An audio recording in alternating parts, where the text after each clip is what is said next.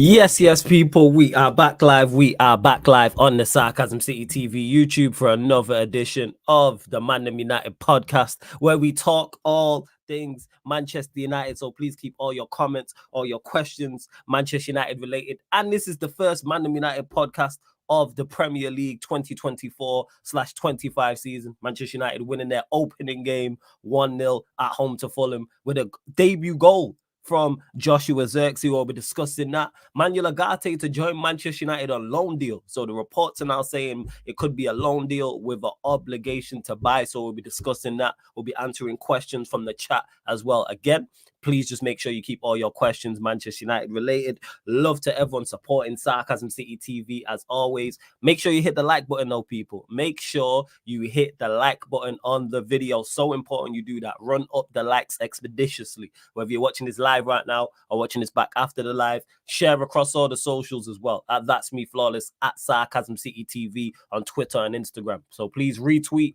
like from the Twitter, share from the Instagram, and just as important, make sure you subscribe to the channel Sarcasm City TV. It is road to 13k here, and go follow the playback as well, which is also Sarcasm City TV as well. Big up to Warrior J. I see you already with the information in the chat. Big up to Jez, big up Sheik. Also, Jez already clapping at Spurs. What's wrong with him? But, you know, it's Jez for you.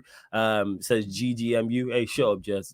Big up to AJB every single time as well. Barrio, Silly in the chat as well. Matthew, big up to you. Manj in the cut. Big up my nephew in the cut as well. Large up everyone that is tapped in. Couple of the gang are here with me already. So we got Ivorian in the building, Eddie in the building. Or you man telling me, man?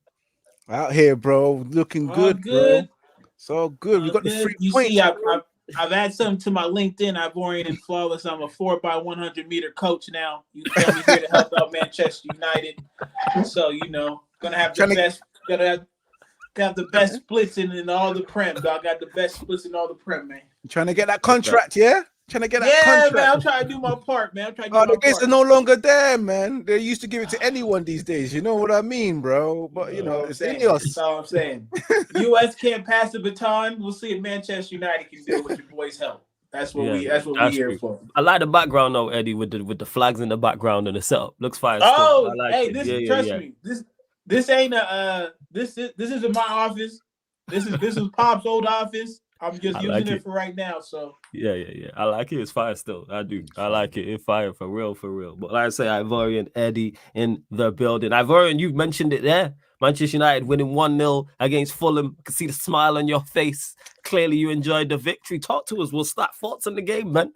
And I presume you're going to start with Joshua Zirkzee, but the floor's yours. Yours. First, I wouldn't say I enjoyed the game. You know, I'm just happy that we got the 3 points because this time last year, brother, against Wolves were all over us like a pack of wolves, bruv.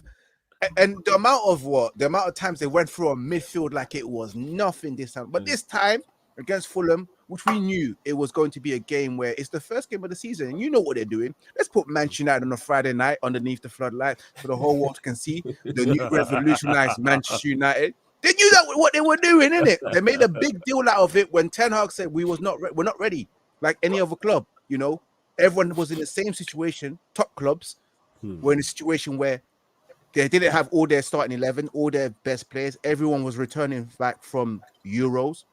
Some people say we'll use the Olympics as an excuse, and as well Copa America. And you know, we played with kids during pre-season, and we had a new additions that weren't really integrated into the first team in that particular week, especially last week when we announced the 2 signings. Logically, it's normal that you won't be ready like every other club, but they made a big deal out of it. Sky Sports. You just don't say it. That's the thing. To the extent that. And to the extent that, you gotta be smarter than that. You don't say it. It's like if your girl says, "Oh, is this girl prettier than me?" You say no. You don't say yeah. But I saw my manager. My manager folded. What did you say? How dare you say that to me? You don't say that to her, to anybody. If your girl says such and such prettier than you, you're incomparable. Yes, that's it. See that's the word. You overgot it. Say, how dare you ask me that? Yeah, facts. You let her know. How dare you insult me asking me these questions? Oh, do you think she's pretty? No, I only have eyes for you. That's what you're supposed to say. Big up Nero in the cut as well. Yes, what you saying, man? You good? Bro, I'm good, man. Big up everyone, man. Big up Eddie. Shout out my dog. Ivorian. Big up Nero, bro. You know what it is, yeah? I was on the other stream, bro. I clicked the wrong link by accident, so I was just sitting there waiting. I was like, what's going on, fam? But yeah, no, we here, man. All good, man. It's all good. But Ivorian, thoughts on the But yeah, actual man, game itself, like but positives, negatives, etc. So let's go back. Let's get into the game because, of course, you know, I think everyone was just like me. The first 15 minutes was testing for us because, of course, we saw a Fulham team that was the one that looked like the better team in the first 15 minutes. You know, you saw Tete having a shot on target. Manchester United unable to keep possession or even gain control in that match in the first 15 minutes. But then the game did kick on.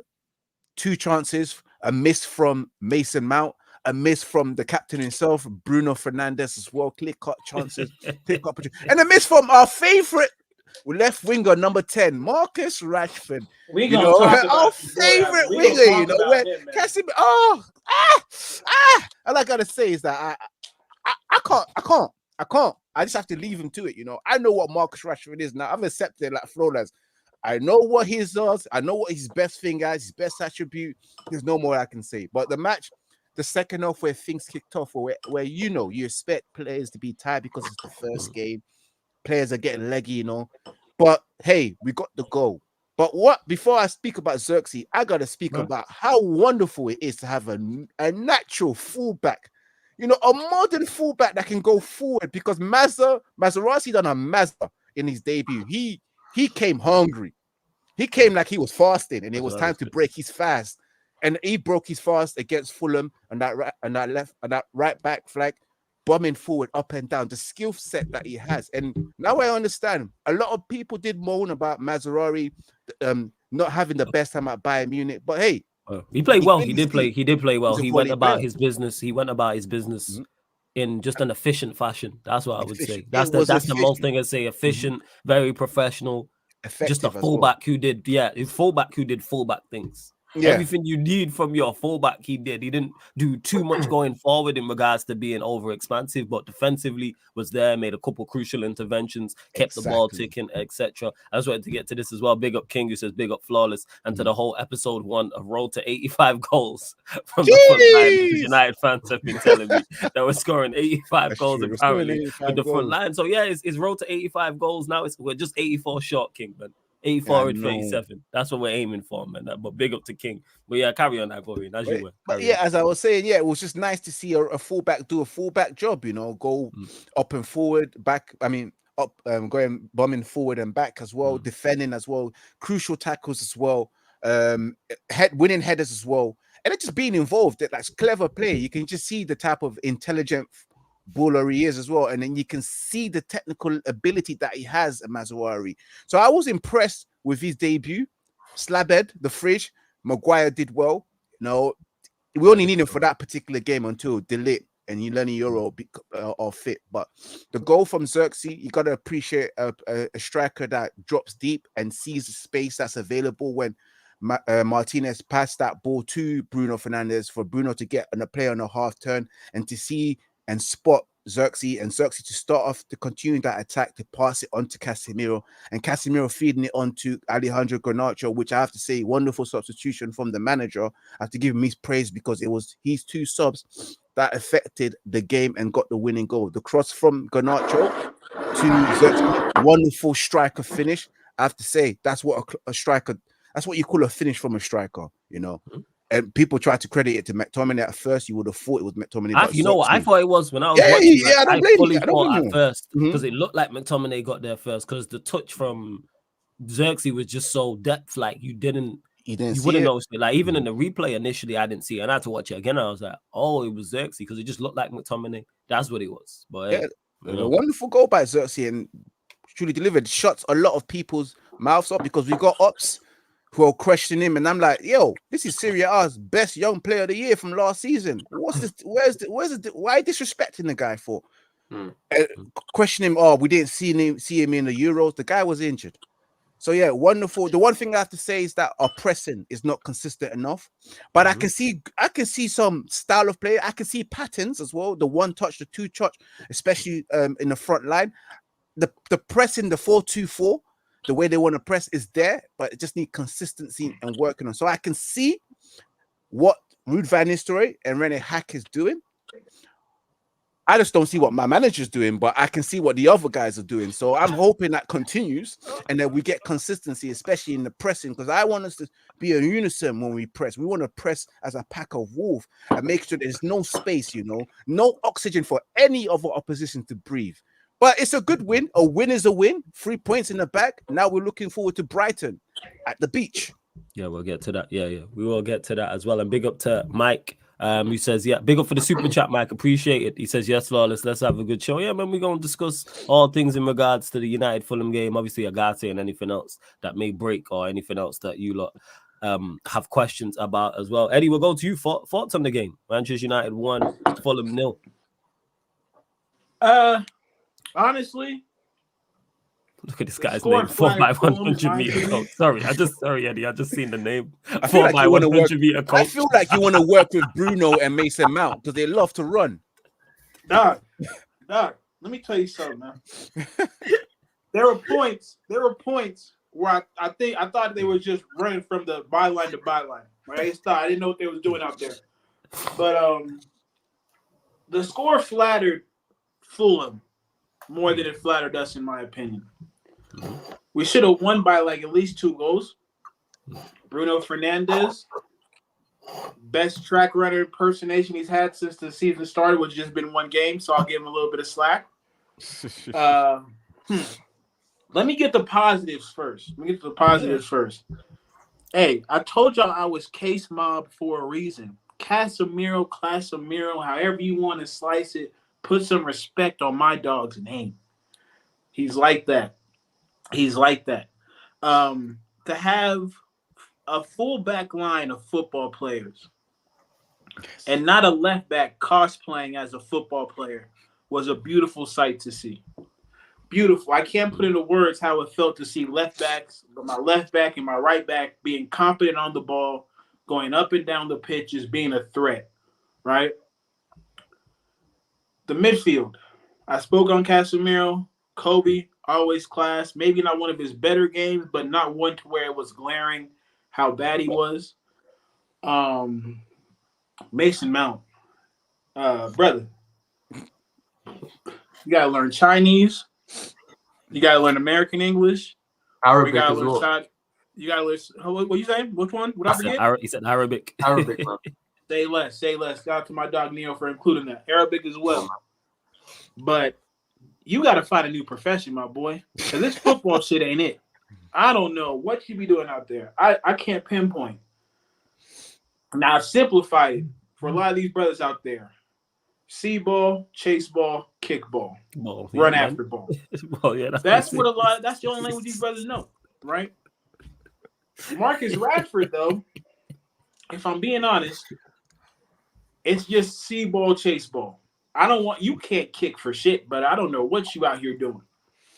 I don't know what it is. I don't know what happened. I don't know if the Monstars stole your powers like they did in Space Jam, but brother, you're cooked. You better fix up quick. Because Ineos is out here selling people. Okay, that came off crazy. Let me not selling players. Selling people sounds crazy.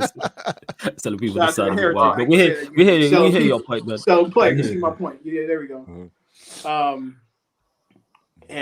Let me just echo the sentiments of my dog. My dog, Ivorian, when he says this, it is so good to see a striker playing football for your club. That Zersky goal is a striker's goal. You want to know why?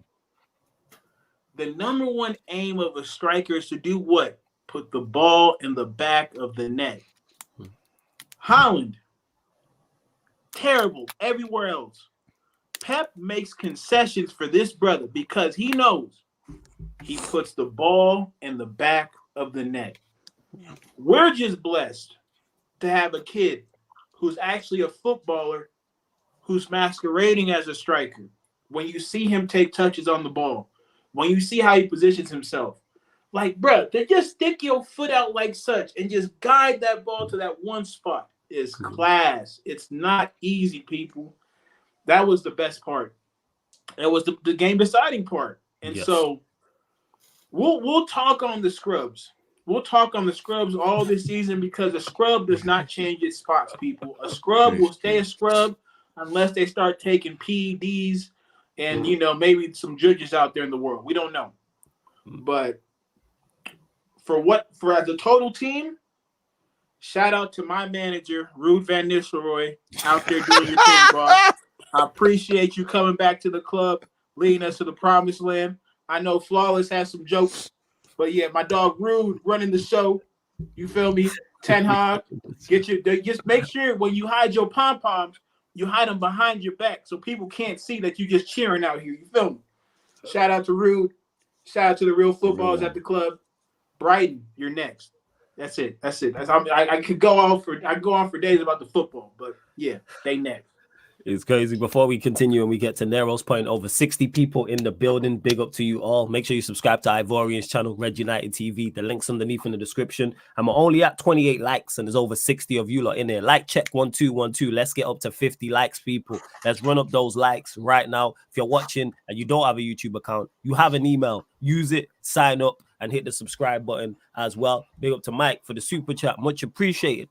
Again, Mike, much love. He says, we won't see this team at full flow until mid-September. I'm happy with the chances we are creating. It's the first game, so it won't be perfect. In regards to seeing the team at full flow until mid-September, I'm not sure about that. For the reason is, I don't know what full flow is with this team. Actually, let me clarify. Let me scratch that.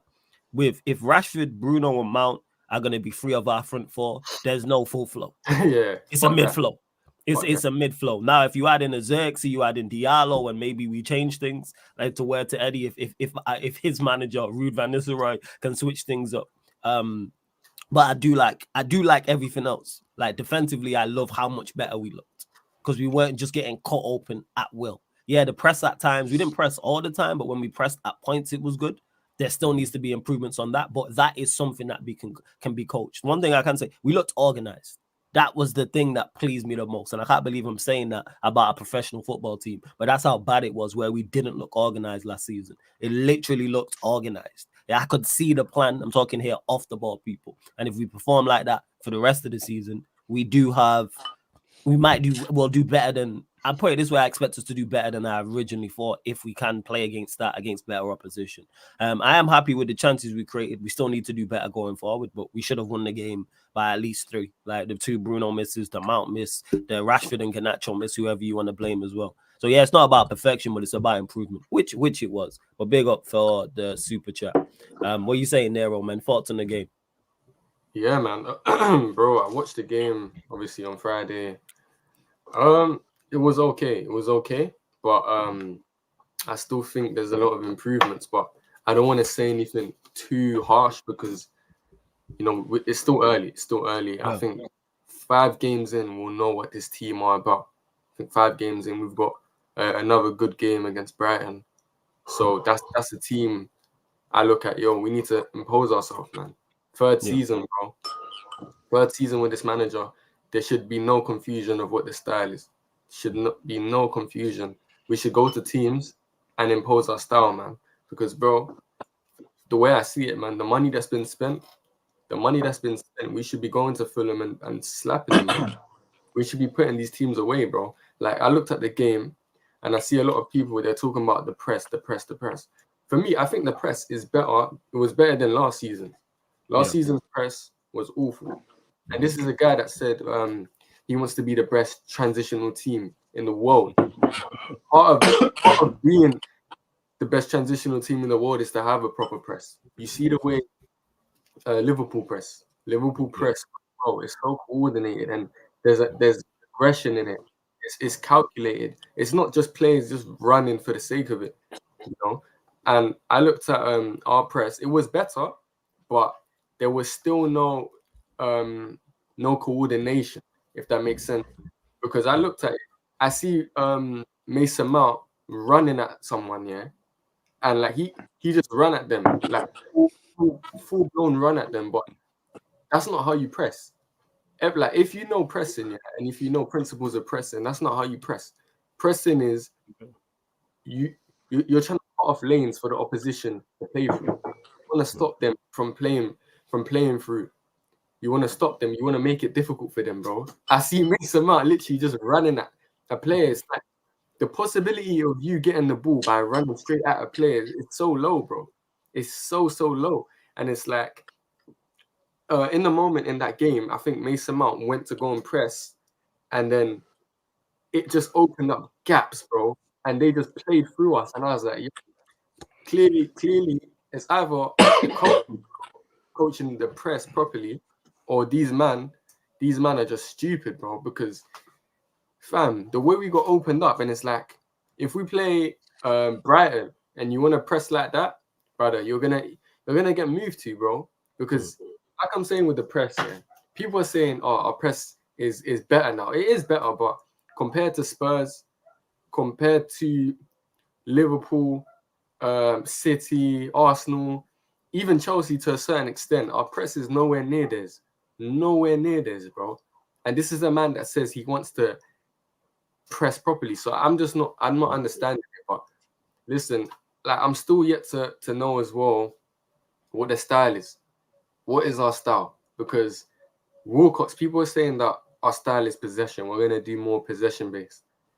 And then next minute I'm hearing it's transitional. It's kind of it's more of a pressing game. But I want us to control, because even before we scored the goal, yeah, there was a moment in the game where it was tennis. It was table tennis. The ball just kept going back and forth. We couldn't keep the ball.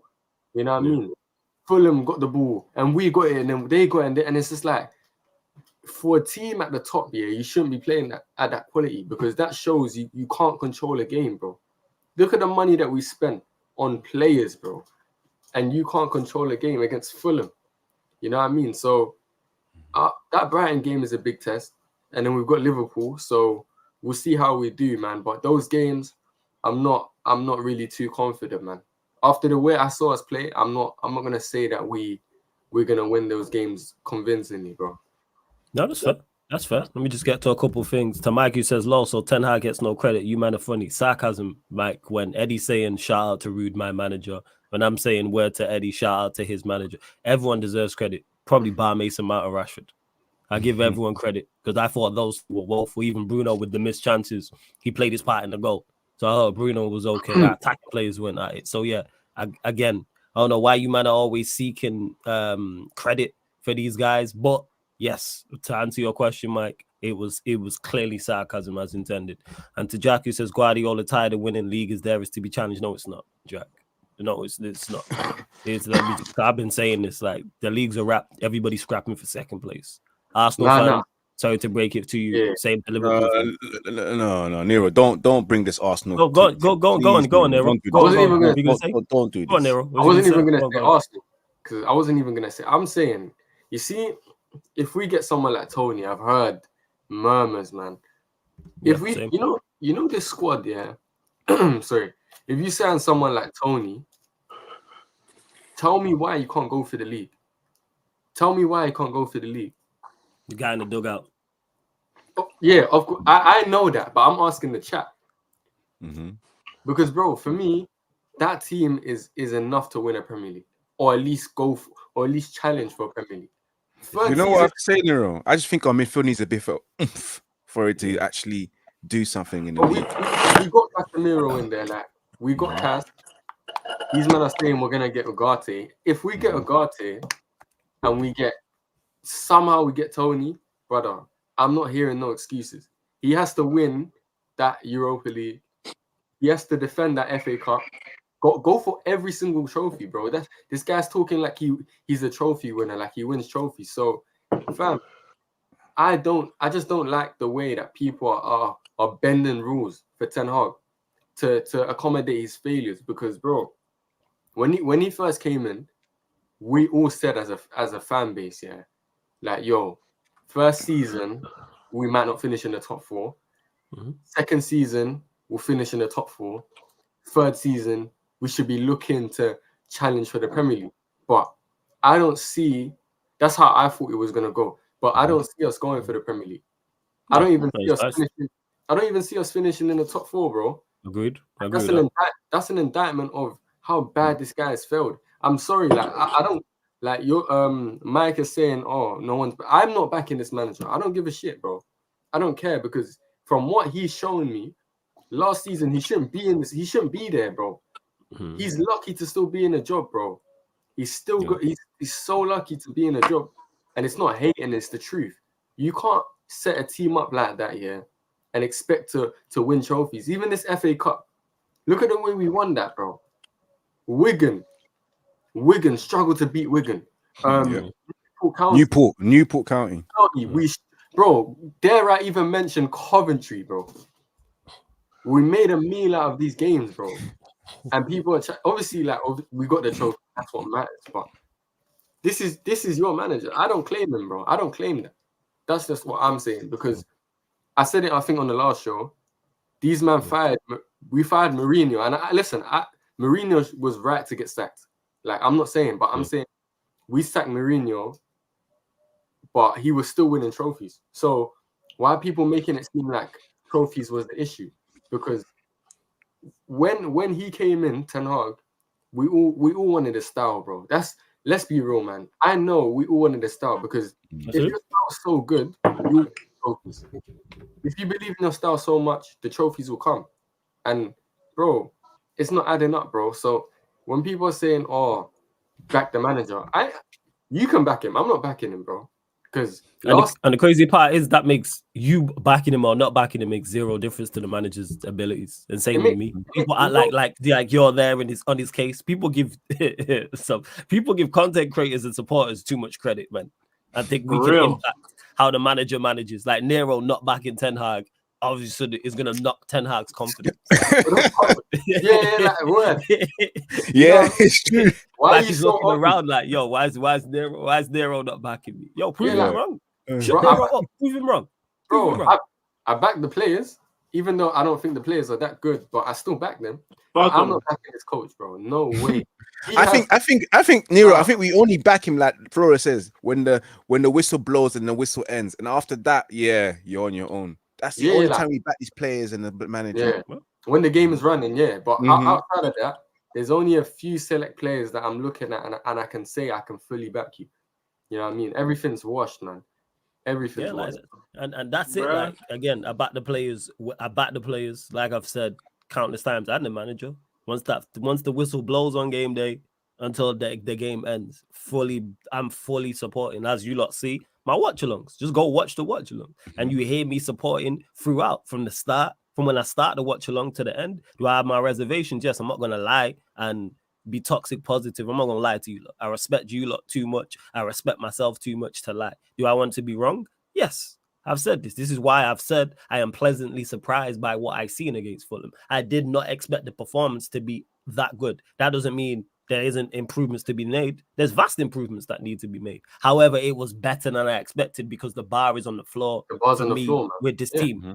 So the fact that we then looked better, again, defensively, that's what I'm honing in on. That we actually looked organized. We looked coached. There was an idea off the ball. Fulham just didn't simply run through our team and run through our midfield. And the times we got caught on the counter-attack is because we was throwing bodies forward. Attacks was breaking down. I'll accept that. What I won't accept is that us being not having possession and not having the ball, but then we look open. That shouldn't happen. Let's say we have 30% possession or 40% possession in any game and we're playing against a better team. Cool. You should look defensively structured because you're without the ball. So you should have your back four in place, the 4 or 5 players in front of that, and then you aim to counter-attack. But against Fulham, we created much more than I expected, even though it still needs to be better going forward. And we limited them. But Fulham a limited team, yes. But look at the 2 games against Fulham last season, the one in the Premier League, the one in the FA Cup, night and day. Because they should have won both. Well, they won one of the games, and then the FA Cup, Mitrovic got sent off, and then I think William got sent off for the handball as well. So, again, positives to take. I take more positives away from that Fulham game than the negatives. I'm just interested to see how we play Brighton. Brighton are a better team, and it's away from home. Then we play Liverpool. Liverpool are a better team. How do we fare against better opposition? That's how I'm looking at it. And to Mike, who's... go. Now we get to this, and then cool. Mike, big up for the super chat again. He says he needs to win Europa regardless if we get Tony or not. He has the squad, so no excuses. I have faith in my board manager. This is where we differ in regards to those winning Europa League. Fully hear that, Mike. 100%. Whether we get Tony or not, fully hear that as well. He does have the squad. Yeah, I just don't have faith. I don't think we win the Europa League. I genuinely don't think we win the Europa League. It's a must. It's a must. When you must, you didn't must, and that's what we're gonna be saying. Word to Saeed after this. When you must, you didn't must. I don't know where the faith comes from us going on to win the Europa League against teams that are very well coached tactically, and that's what's gonna happen. We're gonna lose. Trust me. I don't see us winning the Europa We League. need to get to the finals, man. Otherwise, I think we got more of a chance in the domestic cups than winning the Europa League. That's just me. Yeah, but that's the thing, Flawless. We want both. He got both them joints. It's about progression. We want the Europa League because I can see us finishing outside of the top 4. And not qualifying for the Champions League. But if we win the Europa League, because that's the must, in my opinion, that is the absolute must. You have to win the Europa League. We need to win something in Europe because I can't trust this club to finish in the top 4. Can any of you guys trust this club to finish in the top 4 this season? Honestly, yes, but absolutely fucking not. No. But here's the thing. Here's my thing, right? Go on, Eddie. Go. Like I hear what you're saying, Flawless. Yeah. I don't give a damn. Because yours is what we should do. You're saying what we should do. Yeah. Yeah, what we should do is different. That's it for me, bro. Yeah. These bum ass Ten Hag is. I heard, I'm not gonna say his name because he doesn't deserve a whole bunch of but shine on this channel because I think he is absolutely one of the enemies of progress when it comes to this Manchester United YouTube space. People are saying we have the second best manager in the Premier League. Bro, you can't make this shit up. Yo, Eddie, bro. Yeah. No, bro. I'm sorry to cut you off here, but Nero's ready. I was chatting to my boy yesterday, yeah, and we were talking about something similar. And I said to him, yeah, Ten Hag, yeah, you see Eddie Howe, Unai Emery, these are managers where they're starting to play may not be the one I like the most, but with what they're doing a fucking good job, mate. They're doing a good job, bro. Yeah, they're over exceeding, bro. Like, let's just be real. Unai Emery, I understand, yeah. This guy has a thing. He has a knack for turning water into wine, bro. He's just like, he makes scrubs look good, bro. He's making very average players look above their level, bro. Ten Hag with that Aston Villa team, they finished 9th or 10th. You see Ten Hag with that Newcastle team, they don't finish in the top half of the table. Not at all. They don't, bro. Not with all the injuries they had. I think they had the second most injuries last season as well. Exactly, bro. And injuries was our problem. But then when I say we should go and sign more players, people say, what about the development of others? And it's like, so what happens when we get injuries? Of who? Development of others. Tell Tony, because that's the reports that came when we got linked to Tony. People was talking about, don't go and sign Tony because of Xerxes and Højlund. But if Xerxes and Højlund get injured, who's there? Like, go. But hey, go on. Sorry, it's not even that though, Flawless. Well, we can't sign. We can't. I don't know if we should sign Ivan Toney because, like you talked about, this fucking manager, and like my name says, he's a 4x100 meter coach. That's what he wants us to look like. He wants us to be the Jamaican 4x100 meter world record team. That's his vision of success for this team. But I don't give a damn. If you gonna make the motherfuckers run, they better be world record holders. So that's why I'm that's saying, true. You're gonna be the best. Top 3. And you know what the cool part about it is, people? He's already done it. Which is why a lot of you people, maybe not in the chat, but a lot of people out there say deserve to have his job back. Meanwhile, all 3 of us and 2 of the blind people in the nursing home could have told you this man can't coach worth a goddamn. So that's where I'm at. I hear if you trusting the team to finish top 4 is a different conversation. I kind of hijacked it. Do I trust them? Fuck no. Do they need to? Absolutely. Because again, after what I saw last season, bro, I don't want it. No excuses. Literally no excuses for me. Put up or shut up. Yeah. And that's why I'll say it again. Shout out to my real manager, Ruud van Nistelrooy, because we've seen what Ten Hag looks like when left to his own devices. We've seen what it looks like. Neil talked about pressing in unison. Brother had 5 people pressing and another 5 sitting back deep. I think that's why the gap was so big in the midfield, because you had his 5 sprinters go chase after the ball, and he left 5 in front to defend. So, yes, I just got to apologize real quick. I sent my little cousin to go get me some food. He brought back a noodle package, all in Chinese. That shit burned my mouth up, dog. I'm not gonna lie. Is it the red pocket or the black pocket? Go get some water, man. Go get some water. Packet or the black That's packet? what I'm saying. This is like, bro. I got to do like 2 of them joints. I almost choked the hell out of this little nigga. I'm not gonna lie to you. I almost did it, but he's family, so I had to let it ride. So yeah, we move. Shit. A big up Leon in the cut as well. Yes, Leon, what are you saying, family? You good? Scott McTominay. Oh, don't do this, man. I'm joking. I'm good, man. What are you saying? This guy, clearly you in good spirits. It's No, he's Leon, not been guy. sold. No, he's not. This guy a joke, man. Yeah, man. Life's about positivity, people, innit? Don't know. Yeah, sure, mate. But big up to AEM for the super chat. He says, "Where United finishing flawless?" I've said this 7th. You was on back again, and I said this not the last show, the show before. I said this. I've done said Manchester United finishing 7th. Wow. You know you here AEM. Yeah, I've said 7th. That's mad. Not even 6th or 5th. 6th or 5th. Okay, so the teams that finished above us last season, out of them teams, which teams do we have a better manager than and a better first 11 and a better squad? I can't even argue that, bro. I can't. We had a better first 11 than Spurs. We've got Ruud van Nistelrooy. Okay. Spurs. All right, so a better first. Do we have a better manager than Spurs? Yeah, we got Ruud van Nistelrooy. Which manager are you talking about? Pick one. You talking about? You take your choice. Shout out to Ruud. Give me Ruud. All right, if you say Ruud and Renee. All right, so we're saying Ruud. So we're saying all right. So we're saying so this is deep. So we're saying better manager than Spurs and a better first 11 than Spurs. All right, that's one. Who else? So you got City. Wait, so you got City, Arsenal, Liverpool, Villa, Chelsea. Definitely Chelsea. We got a better manager than. We got all right. So we got a better manager than. Do we have a better 11 than Chelsea? What do you mean 11? They got a better 30 than us, bro. Okay, so we ain't better than, and we don't have a better squad. So why the 11 is questionable. It depends on which 11 they put out. Shout out to Jao. Exactly. You know, the 11 they put out again. Shout out Jao Day. But yeah, Eddie rose from the dead with that one. You know what I'm saying? That with the Jao Day, the Jao Felix. Back he thought it was over.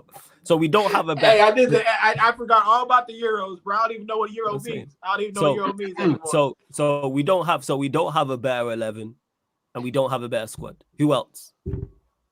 We ain't better than City. We ain't better than Arsenal. We ain't better than Liverpool. We ain't better than Chelsea. We ain't better than Villa. Why are we finishing? We got a better squad than Liverpool, though. Technically. I feel like technically we got a better squad than Aston Villa. We have a better squad. Pound for pound. Whole squad, we've got a better squad than Liverpool. Their first 11 I disagree. No, their bench is weak. Villa? No, I said as in pound for pound. So let's say you're right, Leon. We have a better squad. We don't have a better 11, and we don't have a better manager. Yeah. So it's 2-1. So why are we finishing above him?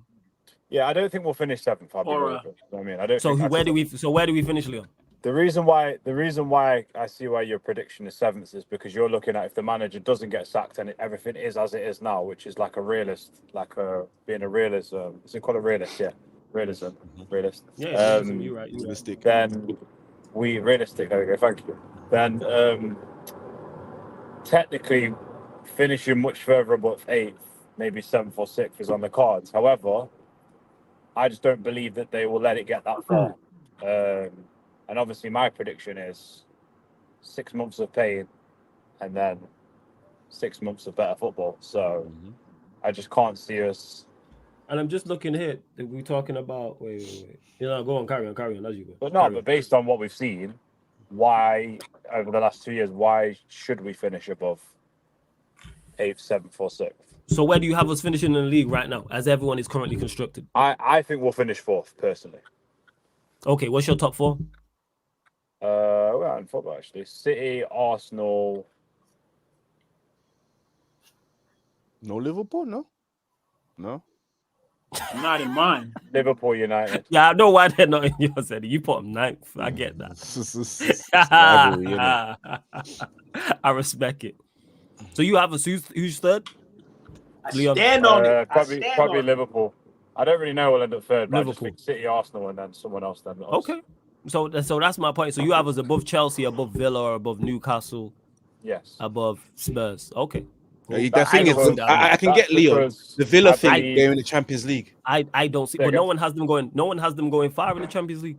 But can they handle that? Being in the Champions League and then competing in Yeah. going I Yeah, think straight we back can't. to play We in the can't league. I think do they'll that be because we fine. got Europa. We got the nastiest. I think competition, they'll be. I think they'll be absolutely fine. I it's think they'll be basically on absolutely par. fine. Yeah, I think they'll be. I think they'll be fine. Again, I don't Europa's get it. horrible. And to AEM, who says I love reminding United fans where they are. I'm fully aware of where I am. I'm the one who had to remind you last season you weren't winning the league. So let's not go there because you was in my chat. Was here back again Got it. talking about. I'm fully aware. AEM, you're the one who don't know where Liverpool are. Where Liverpool finishing this season? That's my question to you because you was, we gonna win the league this season? Ratata, no, you're not. And you ain't winning No, the they're league not. this But season. you know what, Flawless? You fucked Go. up because you should have reminded him. In Jurgen Klopp's last season, he failed to beat Manchester United. We sent him out with a proper swan song, just in case, he forgot, and he likes to remind people. Let us remind him of what we did to their greatest manager. Yeah, facts. Chelsea hype. They finished only 3 points ahead of us last season when they had no European footy. They'll be worse this season. Big up for the super chat again, Mike. I think It's they'll be not better this Chelsea. season. It's not Chelsea hype. They were woeful last season. They was absolutely woeful. They was mid-table for the vast majority of the season. And people forgetting they were 11th, 12th, not for 1 or 2 weeks. It was 3 or 4 months. Lewis was out here doing road to 40 points. What are we talking about? They was awful. They was at Poch was awful. You know what I'm saying? They legit, I think they went like 2 months. I think it was like a month and a half without scoring a goal or something. Yeah. They were horrendous. They were, and in regards to them having no European football, it's Conference League. I'm saying us 5 could pitch up in that competition for them and they'd still win it. It's the Conference League. Them man are playing teams like B36, and if it is that bad, it is pretty. you got teams out there with no badge. You got teams on Google with no badges. Bruno's Magpies. There's a team called If B36. There's a So team in regards to this, them being worse this season, I disagree because 1, I think they've improved in regards to their squad, and number 2, even if Maresca's average, he's much better than Poch. It's not Chelsea hype. They were bad last season and still finished above us. A team we called talking about? Bruno's Villa are the ones Magpies. to watch, really. Villa are the ones to Nah. watch. All right, but Mike, big up, man. I just don't see it, to be honest. I don't see because Mike, you said 4th, right? I think you said 4th. You know what I'm saying? Yeah, I think shout I out to think Mike. I think he said 4th. I just don't see us finishing 4th. Now, if we make signings and things of that nature and add players, it'll change. But I'm talking right now, 20th of August, as currently constructed with this manager. I feel like, for me, Go on. obviously a lot of it is like belief and a little bit of hope because, like I said, if Ineos don't do the whole like there's a standard, if this manager drops below it, then we have to sack him and blah blah blah. Our plan is bigger than the manager and everyone's replaced with. If they don't stick by that, then it's collapse for United. We're done, innit? We're literally the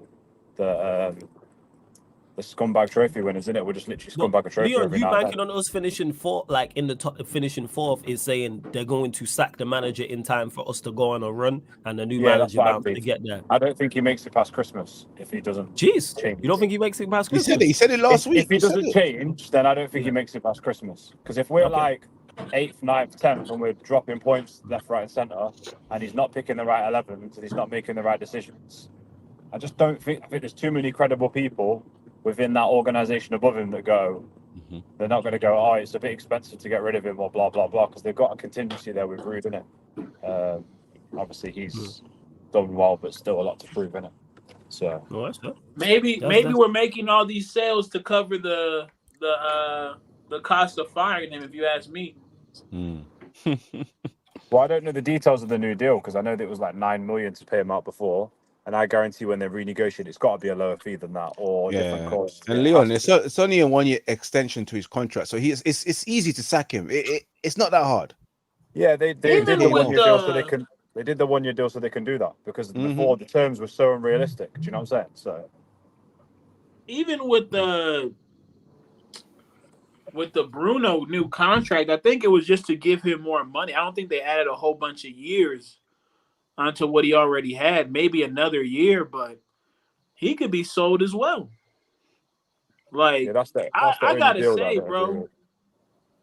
Ineos is moving. They moving right. They're Like, cooking. I They're saw cooking. something about UGARTE might be a loan with an obligation to buy. Best thing to Like, do. for that type of player, absolutely. Now, where he fits into the team is a question mark because, well, maybe not. Because I'm thinking you go Casemiro, Ugarte, Kobe, and then I guess you throw Bruno out there to play in the advanced role next to the striker, or he just replaces one of them up top. Because we know he's not getting rid of Bruno. That we do know. Yeah, that's facts. I think even though he had a good game, the fact that he subbed off Ahmad tells you all you need to know about what's going on there. In his perfect world, Garnacho, Hoyland, Rashford, Bruno lead the attack. Stinky. It's right. I don't know if you can see my name. It's what I predicted. I'm a 4x100 meter coach, Leon. That's what I'm interviewing for. That's what we got. Man said relay So, team, yeah? And he's Relay team, relay bro. team. Rashford, Bruno, Garnacho, and Mount, bro. Just out here And running. then they ask, oh, how come we can't make our chances? We can't convert chances, huh? Who are you putting out there? The way that Rashford and You saw that pass that from chance Rashford. at the end sums up everything to do with their quality. That was mad. And you know what, yeah, Leon, this is not the first time we've seen that. We've seen it with Bruno and Rashford try to square each other up last season and happened to miserably fail badly in the Europa, in the Champions League, and it was just so embarrassing. And you just think, oh, these teams cannot take their chances, man. In football, you can't fake quality in football. You can't fake technique in football. Like the way that Xerxes, because a lot of people go like, oh, the finish was great. Watch the build-up play. Watch the same build-up play that Ahmad did in the FA Cup. I watch the way that these guys start the play. Do you know what I'm saying? And they draw players out of position and the way that they run lines and stuff like that, and just sudden movements 2 or 3 yards that create the space. Do you know what I mean? And it's like when you look at like Rashford, released the ball way too late to Garnacho. Obviously, he fluffed the chance, but way too late. Do you know what I'm saying? And then the way that Bruno was trying to finish, even the chance where he tried to he made a good run across goal and then he tried to smash it first time. Take it round the keeper. You're already going that way. Do you know what I mean? So it's just decision making, technical ability, really. I mean, Xerxes did what Martial used to do. He didn't sprint at the ball. He just created a little bit of space and just knew that the corner was there in it. Like he shot early, which we all know in football. If you shoot early, the angle's bigger for the goal, isn't it? So it's just smart. It's intelligence. Yes, and on the Agate news, understand Manchester United are working on a loan with obligation to buy proposal for Manuel Agate. Negotiations to continue with this formula as Jorge Mendes leading talks with Paris Saint-Germain. Agate wants United pushing a lot after personal terms agreed in July. So that's for Fabrizio Romano. So yeah, on a loan deal with the obligation to buy seems to be on the cards. Nero, we'll go to you, Maggie. Yo, man. Thoughts on the Agate potential now loan deal? Bro, listen. Agate, bro. Just bring him in it. Like, just bring him, we'll see what going. Just bring him, we'll see what going. Because, bro, I want Sander Berge. I need. He's going Fulham. Oh, he's going Fulham. Yeah, he's going Fulham. Yeah, he's going Fulham. Agreed. Here we go. That's why here we go. But I think the personal terms of the personal terms are. Let me know in the chat. See if the personal terms or transfer fee has been agreed. I've already traveling to London today. There we go. I heard he's traveling to London today. Wait, how much did they pay for him? Around 20 million, and they quoted us 30 million for dickhead tax. Not this Man United this time. So not this Manchester United. So they're not getting McTominay. They're probably going to have to go to Napoli or something. The thing is with the Sanderberg thing, sorry, before Nero comes in, is I believe that, for Rant said this as well, actually, I believe that we just quoted that because they wanted 30 million.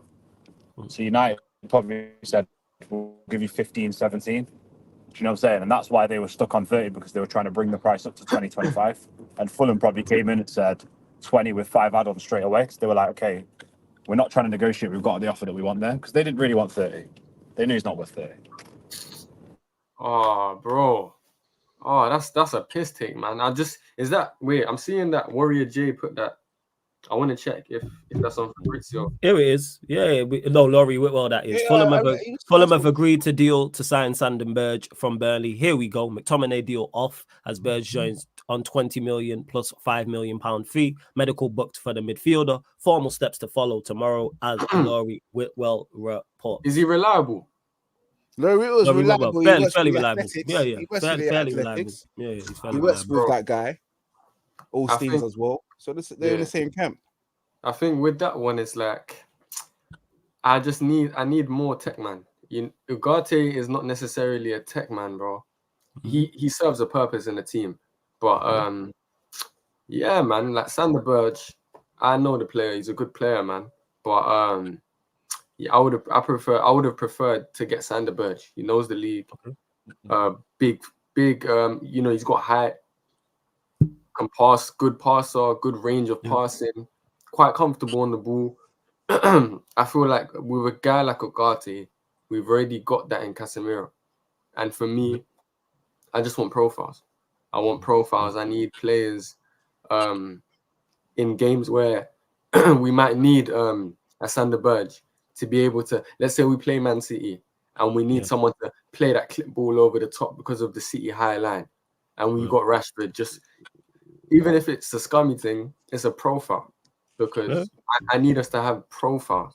You feel me? So if it was up to me, I wouldn't go for Ugarte, but there's no harm in getting him if it's a loan deal because we can assess how he plays first season, and if he's good enough, we pay the money. I think big up Musa. I was watching a stream. I think it was him, Saeed, and Cass. And Musa said there's a guy called Mandela Keita. And I had to watch him. Based off from what I'm seeing, he's a good player, man. Very physical, technically secure, can move the ball, breaks up play well, kind of like Basuma. Like, if we could get a player like Basuma, bro. Without the balloons, right? Bro. Love my guy, man. Bro. They did him dirty, but nah, man. Nah, man. I think even that I heard a puff pass, but huff pass is crazy, dog. I'm not even gonna lie. Huff pass is crazy. The balloon thing's crazy still, I can't lie. The balloon thing's crazy, but nah. You see, Matthew said in the chat, Manu Kone, he's another one, like baller, man. He raises the technical level. Instantly, bro. Instantly, he raises the technical level. But I'm all about profiles, not names. Because right now, we're not in the business. We've done the name thing before. We've done the name thing before. It doesn't work. The food don't bang.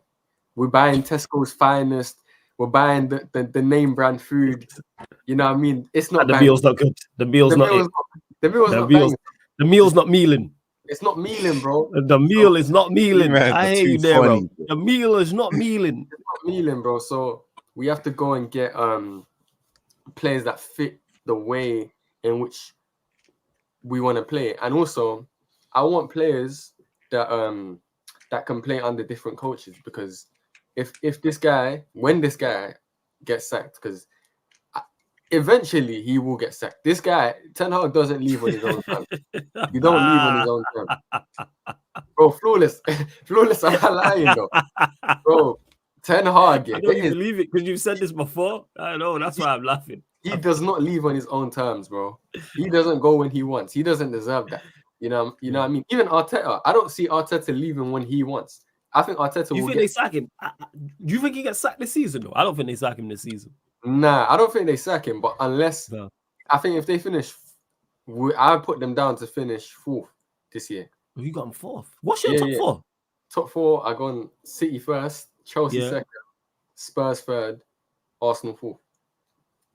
It's wild, isn't it? But first, obviously, we're gonna get everybody's. Once the transfer window's closed, we're gonna get everybody's top 8s anyway, and I write them down, and then we'll revisit them at the end of the season. 100%. Yeah. But yeah, man, like the midfield. Yeah, what Matthew's saying. Yeah, first phase midfielder, man, because I don't want to see Kobe Mainoo picking up the ball deep. I want him further up the pitch. Casemiro, it's not like he can't pick the ball up. And coaching, if you if we had a proper coach, yeah, I believe that there's ways that we can get our players to pick up the ball in the first You got phase. Rude and Hack, man. You know what I'm saying? Bro, we got serious the coaches teach, man. there. We got real coaches, man. Real Serious managers. coaches. I mean, we'll see. Real innit? managers. Real I don't- Batman. I'm still not convinced by Ineos, man, because Ineos they be doing some funny stuff, man. Nero's not having it. I'm just Nero's not having it. bro, I'm not getting giddy, bro. I'm just here, I'm just relaxed. I'm analyzing the situation and I'm just not getting giddy because bro, these man, yeah, everyone's screaming Ineos. They just gave Bruno a new contract.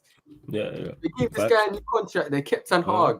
You know what I mean? Like, bro, I don't know, man, with Ineos, but yeah, like I said, first phase midfielder. That's comfortable. Don't blow the bag. You don't need to blow the bag, but just get me the players that fit the profile, that are technically of a good level, man. Like, that's what it is, man. But even with the Hack and the Ruud van Nistelrooy thing, it's like, I've never ever seen it. I've never ever seen 3 first team coaches with first team main head coach experience. Yeah, like they're two actual managers. This is the revolution. We need coaches. that revolution. We No, need it just goes to show how we know the truth. We know the truth. It just goes to show how much they believe in the manager that they're saying we are going to get you 2 managers alongside you. Hey, you have heads is better than one. Our manager is being managed. Yeah. How are you the manager, but you're being managed? It has to. So you're not a good It manager. has to be. We know You're not rated. You know what I'm saying? If I am a manager of something for somebody's company, and they put 2 managers alongside me, that tells me you don't rate me.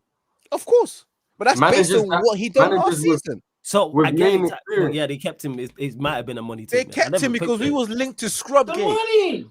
Nah, because they were lazy with that. They were lazy with that. Scrub Gate. No. Flaws. Here's the thing, right? You always have to look at the actions. We should have known he wasn't running in this shit when Sancho came back to training. That should have told you right then and there. He don't got no say so. That I agree with, and Lex made that point hilariously when that news actually broke on that night. But yeah, I never looked at it like that. Still, you know what I'm saying, but then it's like keeping him. But it's because if he's running the ship, if any else are looking at him and they're like, okay, you know what do you want to do, Ten Hag? They're like, fuck what you talking about. Go put the cones out. Go get the water right. Go get the orange slices. And come see me again when the attitude is fixed. That's what happened. Then they said, look, right, okay, you're the manager. We're going to give you some help. He didn't ask. He asked, can I pick this person? No. Why is no longer in your repertoire, nigga? Shout out to The Wire. You don't ask why no more. You accept, shut up, and work. That's what it is. Honestly, that's why we can look at Leon's projection and be like, okay, he might have a point, because I'm of the mindset, if they don't see improvement, they will sack him. Even if we're winning games. Okay. If they don't see what they want to see, there's a good chance he could be gone. And what is your contingency plan? The real manager right now. Mm-hmm. I think the only thing Ten Hag is in charge of is the starting 11. Yeah. And I think, what type of tactical changes are made on that pitch. That's what I think he's in charge of. Well, that's I think fair. Training got taken out of his hands. So. Not fair. And big up to Mike for the super chat. Says Chelsea second. Give me some of that gelato. Did you say Chelsea second? Yeah. Go again. Go on. Nero. No. Let him land again. No. Because that's not the wildest stuff. I've heard Manchester United third. I've heard Manchester United can score 90 goals. It can score 90 goals. 85. I've heard 90. I've heard 88. I've heard 85. I've heard 80. You know what I'm saying? I've heard Højlund can get 20 plus goals. I've heard Rashford can get 20 Brother Nero, plus you goals. did not say this. No, he didn't say that. I didn't catch that. No. You know what? Let me stand on 10 toes. Shit. Man, do your thing. Hey, fuck these niggas. Let's go, man. Bro, the thing is, I don't want Chelsea to do what I don't. I don't want them to do well, yeah. But for me, there's too much quality in that team. Their attack, yeah, is cold, man. Like if Chelsea play us, yeah, they with this new coach, I think they move to us, man. I think obviously the way that they played against City, obviously they lost. It was a positive performance compared to what I've seen. But yeah, man, I feel like Maresca, people don't know how he plays. Like there obviously is footage from Leicester, but that's not Leicester. He's got a new team now. So teams are kind of not really know how to play against Chelsea, and I just think if they get it correct, second, man. I think so because of the players that they have. The players alone will get them through games. Like if you just let them play, bro. So yeah, man. I think it's crazy. I hear you. Cause I got Chelsea 4th, so I get it. Yeah. I don't have them as high That's as because they got 3 squads. They got 3 sets of teams. That's the reason why. I feel like second is a drag, yeah, but top 4 definitely. I think they definitely get top 4. I got them. We'll give their own time to like thoroughly flesh it out and give us our top 4. But yeah, I've got them. Can I put my 2 cents into this UGARTE loan deal? Yeah. Before you do, I just want to get to a couple of things because you lot like you're my dons in the chat, but we ain't going to disrespect Mano. Let me just clarify this. Flawless. I beg you go play as our 6 and just screen the back line. We're dying out here. Flawless is a first face midfielder, you know. Just to clarify, I am a cone in transition. I'm just letting you lot know now. This Flawless, facts. We ain't. I am nowhere there, Mano. You know what I'm saying? And that Mano could be on a half turn. Mano could be playing 50%, and he is still in a different universe to me. So let me just clarify this. I'm nowhere near that level. I am Fabinho when he was cooked at Liverpool. You know, after Fabinho, man. That is it. And what I'm gonna do for you lot, because I need to get the footage. I keep saying this. I'll probably do it during the international break. The game we played at the Molineux, shout out to Months. He did a watch along on Big Six Months. Yeah, I've seen that. I'm gonna get the footage of it. I'm gonna run a watch along on here for you lot, so we can all watch it. Probably during international break, and you lot can see. I am not press resistant on the ball, fine, but that is it. Transit cold. You know what I'm saying? Bro. On a half turn, I can see you on a half turn, bro. Yeah, Mom. Space, yeah. Mom. In space. Yeah. In space, yeah. You know what I'm saying? Calm. I was watching that. The watch along you're talking about on Monty's channel. Like I was pre it. I didn't even, and then I was like, yo, what? Flawless? Is this? I was like, yo, man's looking decent, you know, like in space, yeah. You know what I'm saying? In space, but the Premier League, absolutely not. You playing the 6, right? Yeah, I'm playing the 6. Yeah. I'm playing the 6. Man, you can do a thing, man. You can do a thing there, bro. If they shout me, I'm with it. You gotta rate yourself, man. You give 130%. I'm just, you know what it is? Yeah, of course. Like, I'm just overall, all jokes aside, I'm decent, like as a footballer. But what we're talking about is we're talking at the highest level, professional football. Different. I don't know if you look to people, just go watch a Premier League game and you'll see the level that they're at. Like the players we call terrible, which they are at that level, are light years clear. Go play a league. Go get a League One player and watch him play. Guaranteed, like you trust me. I've played against professional footballers. Non-league, trust me, bro. Non-league levels to this. Yeah. Trust me. Even training non-league, yeah, bro. The tempo is fast. Different. It's fast. Even, and that's the level of football where the technical level isn't so great. Even like down the lower leagues in England. But bro, you train with a first team like Vanarama South, brother. You'll be huffing. You see that 0 time on the ball. It's the speed. It's the speed. It's the pace and it's the tempo that everything goes at there. When you're watching it, it's like, even though it's not like a table tennis match in terms of necessarily the two teams giving the ball away, the way the teams transition move, like that's the craziest part I've seen. Like I've watched under 21 games and I'm like, yo, the pace of this game is crazy. I can't keep up watching. I'm on the sideline. And I can't keep up when I'm watching. In the game, man, ain't got a chance. I'm watching and the movement is crazy. Like what it is. Yeah, and that's why, England don't really produce players like Manu, like Wharton, even like Wilshere, because they don't want players who look comfy on the ball. They need action. They need the Gallaghers, bro. You know what I mean? So Like, it's not a joke, bro. I was saying this. I know you're being serious. It's just funny though, because you're right. Joke, bro. What you're saying is truthful, but it's also funny because you're Like, right. You're spot on. Gallagher's. Like, I'm telling you, like, Man said it, yo. let me tell you a quick story. Yeah, my brother, he went to Spain to play football, and he played a long ball, to like, I think to the winger or striker, right back. The brother played the long ball. The coach stopped the game and said, "Yo, we don't do this here." He said, "We don't." He went mental. He told me, he was like, he went mental. He said, "Yo, not here. This isn't England. I don't care if the pass was on, brother. That's not how you do it, innit?" So, bro, England technically they'll bro.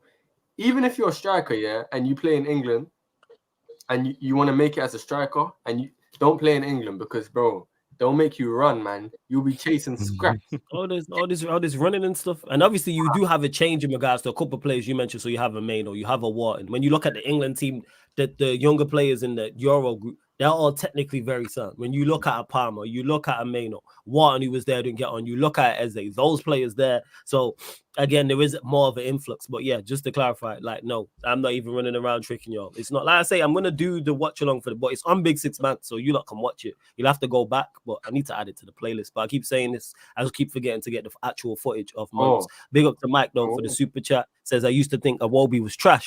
He says he came into goals with Dagenham and looked 10 times the player than anyone else. There's levels to this. Iwobi's cold. Iwobi's from my ends, innit, bro. Iwobi's cold, man. Iwobi's, bro. Yeah, I'm not. Iwobi's cold, man. Like, you can't get the ball off him, bro. You can't. Yeah, compared to, and that's what it is, and that's his player. We'll say average, but compared to the average, I mean, compared to just the normal guy, he levels clear. Iwobi. You can already see that. He receives the pass, and he turns 2 foot studs up.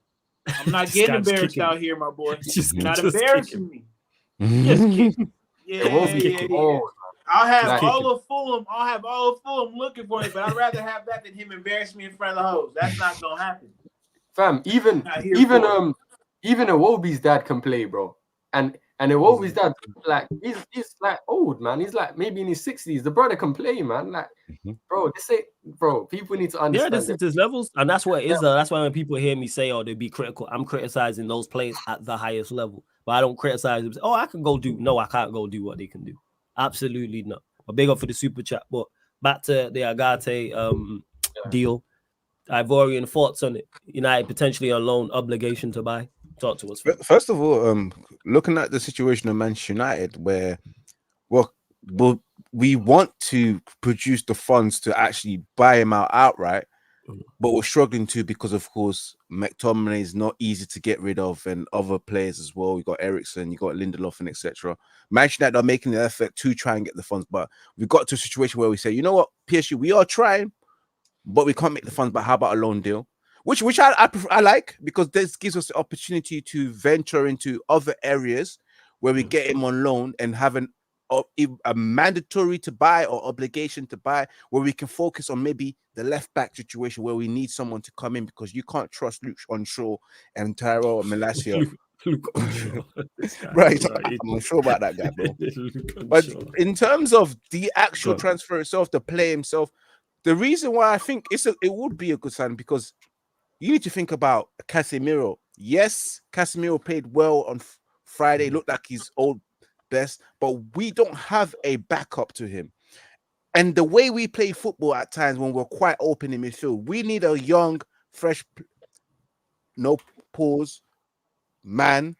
Hey, that's yo. hungry enough. Hey, yo. I said pause, yo. No, he said, boy, we gotta let him cook. Let him cook. Nah. I said pause. Ivorian He did showed it, the pause card. He showed the pause card. He showed the pause card. It's okay. I said I threw the pause card. Nero, you saw me trembling. You saw me trembling, like you saw me thinking twice about what must be right. You're good. Cook. You're good. Clueless. You need a soundboard, man. Yeah, a young brother. I do need to get a soundboard. Shout out Marshall, because Marshall's soundboard is the one I need to. Yo, you missed the AO from Ivorian and AO. You What would, did yeah, he say? yeah. You would have been in your element. Just keep I it got an moving. AO moment, bro. Yeah, But I yeah. just No, say that's the yellow before card. that. It's like, yeah, no. My bad. I But always knew yeah. Ivory Coast You're would win. good. You're good. What I gotta You're say good. is that the way we play football and we're quite open at times. Someone like UGARTE to sweep up and see out danger before it even happens. It's ideal because I know I want the Zanderberg because he's a deep line playmaker who can pick up passes from the back. But then again, when Casemiro gets injured, we don't have an option. I feel like Manu can do it, but then again, what's the backup to Manu? So again, UGARTE is needed in terms of breaking up play and continuing the ball moving and ticking as well, sweep up, recover, and then give the ball to the players who can make that transition, who can find that ball over the head, over the top and open play. So it's still a good signing to me. And the fact that it's a loan now makes it a bit more reassuring, so we can see whether he would be good enough for us to buy outright. But I reckon if he's on loan, he'll probably play his best throughout the season because we need players. We need it. We need him. We need him at the end of the day. That's a valid point about him being on loan because it's a point to prove type of thing rather than a signing. I get you. I understand that point. Yard man, I don't like what you just said there, man. Like I did. Man said Gilio in the chat as well. Nah, don't do that to me. Just try before you buy, because like with UGARTE, really and truly, he's still got a lot to prove. And to go and spend 70 million on a player that's still got stuff to prove, that's what we used to do. We don't need to do that. But we can have an agreement in we should have an agreement in place whereby we're probably going to end up agreeing a loan and having to pay a higher transfer fee. It's probably having to pay 55, 60 million. That's probably what we're going to have to pay, or 50 with Adam. It's probably how it's going to run. But I still believe the loan was by far the best option because I want to see how he works. Obviously, his skill set's good. I think he's better on the ball than what people make out from what I've seen. But at the same time, it allows you to scan the market over the next year, because if there's a kid that comes up next summer who's 40, 50 million and he's levels on levels, he comes through and emerges, we just go get that instead. But good age, good profile. Obviously, we need another midfielder as well. But I just think that if we get this one, I don't think we'll get another one. And I'm just hoping that we sneak in a Tony deal by the end of the window. I would actually take Tony and one midfielder rather than two midfielders. I'd risk it. I'd rather us go all out guns blazing in attack with bare options. I don't think it's one of the other, because one thing I like about this loan deal when I talk about it is that frees up money for another. Oh, for another one. Okay. Because if it's a loan deal, there's no loan let's say we was going to pay 50 million for him, example, but now no longer paying 50 million for UGARTE this summer. You now have 50 million, for example, to go and sign somebody else. That's what I like most about the UGARTE deal. A guy is a good player. I don't see the downside to it. Us signing at the right price was all I was concerned about. Him on loan, I think, is an even better deal. I really like the idea of him on loan, because like I just stated, it frees up money. My only issue with the UGARTE deal is nothing to do with UGARTE as a player. It should be UGARTE, and Nero mentioned it. We've all mentioned it before about profiles. And we need an UGARTE, because people said, oh, he's similar to Casemiro. Cool. Two things. One, great for competition. Not really, to be honest with you. Nah, but in regards to the off the ball and closing down, they do that. They do like an older Casemiro, but yeah. But the point, but it's like, it's better to have him there if Casemiro, let's say Casemiro gets injured, or Casemiro suspended, or Casemiro's off form. Mm-hmm. Why not have an UGARTE there to play? Or if UGARTE is off form or injured or suspended, you have a Casemiro competition for places. There's no downside to me to having it. One thing we said last season about Casemiro is that he doesn't have the legs. If you get a younger Casemiro that has the legs, then it's better. Is it not? And on top of that, and again, that's why I said to Yaman Serginho says we need another midfielder, 110%. That's why I said I'd be disappointed if it's not UGARTE, and we need a deep line playmaker, but we still need an UGARTE, because if Casemiro gets injured, who's playing? Exactly. For me, we've talked about it. Bruh, who's playing? That Thursday, Sunday is no fucking joke. Has to work, man. Has to work. So why not? What is wrong with having an option of we can play UGARTE, or we can play Casemiro, or we can play them both? Yeah, he's going to be world class. Yeah, you know what I'm saying? Some United fans. Like UGARTE to replace Casemiro or McTominay, or Casemiro to replace UGARTE, or do you want McTominay there? Competition for places. 100%. I don't see that. And Every position. it's a loan deal. So we're not even spending big money. It's a loan deal. Let's say it's a 5 million loan fee. That's nothing. Yeah. And it frees up money to then go and sign a deep line play. Now, if we don't go and get another midfielder, that's on the ownership. That's on everybody involved. Same way, if we were just signing a deep line playmaker, I'd be saying go and get an UGARTE type. We need both. We are bare in midfield if people don't know. You got Casemiro, you have Maino, you have Ericsson, you can throw Mount in there, you have McTominay. Woeful options. They're dreadful. Hear what I just said. We are 2 injuries away from McTominay and Mount in a pivot. Yep. I don't think people realize this. We are literally 2. Let's say Maino, let Maino and Casemiro get injured. It's McTominay and Mount. You want to throw in Collier? All right, McTominay and Collier. I don't ever want to see McTominay. I don't think people really overrate and overestimate our squad depth. Overrate our squad and the first 11 ain't even know that.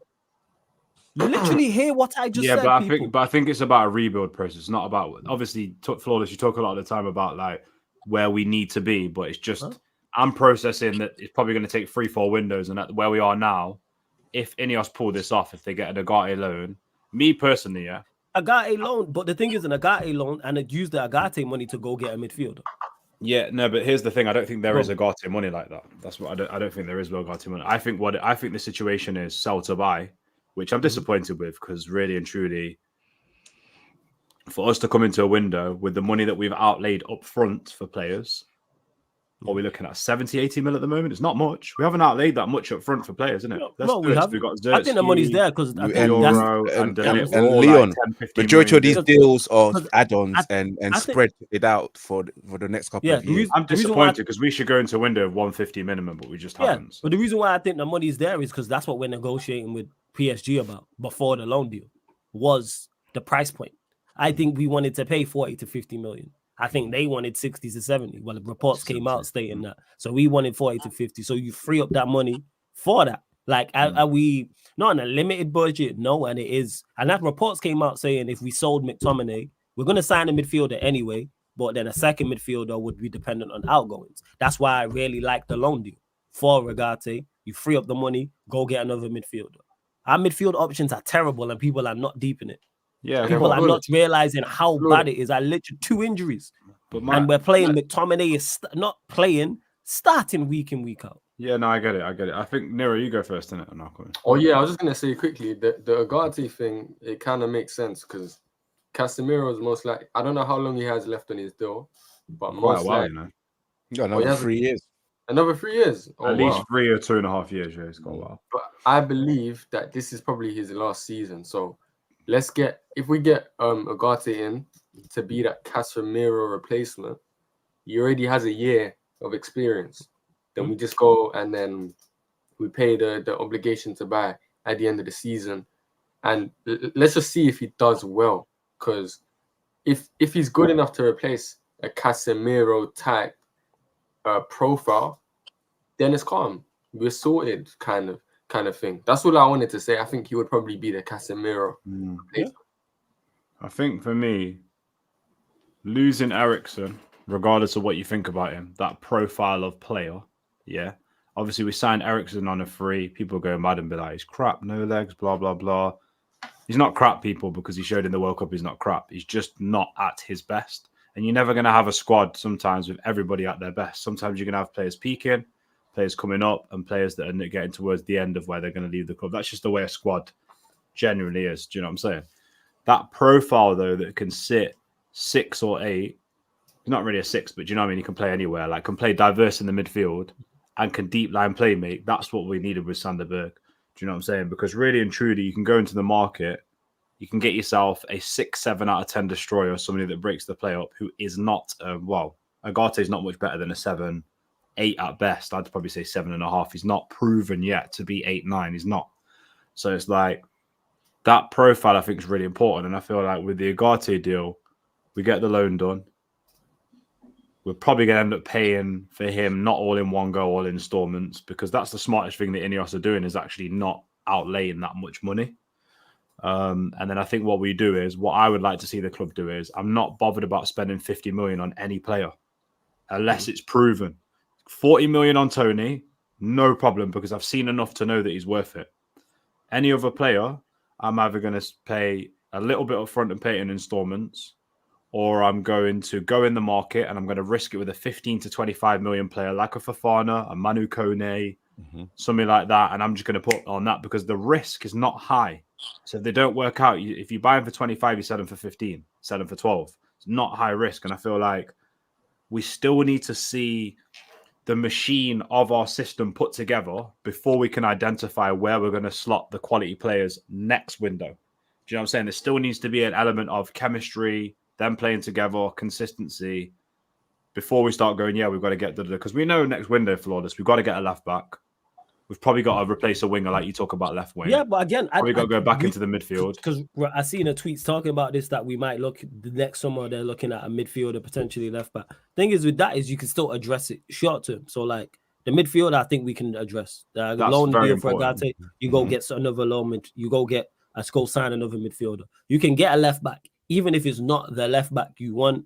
Say you go again another loan, or you sign a cheaper left back, a cheaper alternative, just for the time being, because Luke Shaw's Luke Shaw. We don't know what's going on with Malacia. So we could need 2 left backs. Why not address not necessarily getting the first choice and splashing 50, 60 million on a left back now? Go get Malacia type. If we were to go get another version of Malacia, I'd be cool with that. 12 million. I'd have no issue with that for this season alone. Because Malacia, when he played, was decent. Go on, Eddie. I don't think. I guess we're not in for a left back this transfer window. No, we have to be, because you can't rely on Shaw, bro. But that's the thing. That's the thing. We don't have to be. It's not necessarily a priority. We can survive the season with Dallo and people playing that. We can survive the season doing that because. But think about it. No, but Leon, think about it. You have Dallo, you have Mazraoui, and you've got 2 left back who are both injured. Who's deputizing for who when we have that issue? Yeah, but I know Martinez can slip into left back. No, that's dead. That's what you got. That's dead, though. What you've got to realize is, what's more of a priority?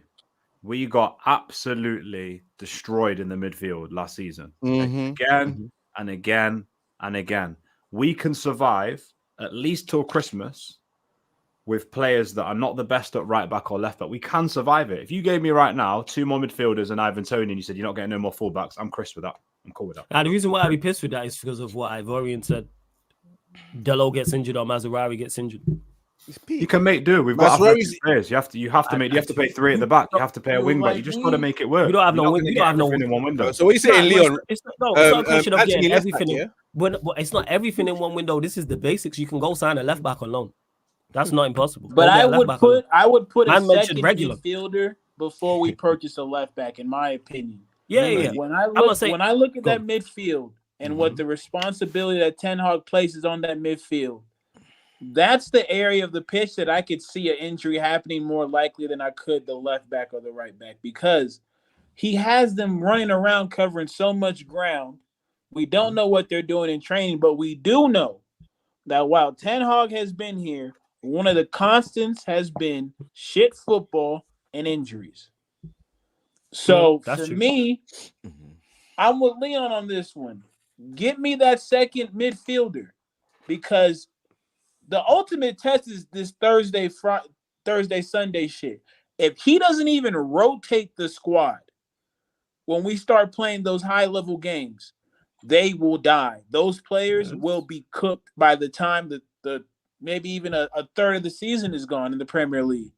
Because I'm not even factoring in, we still have cup ties to play into. They have to go and play internationally, most of them.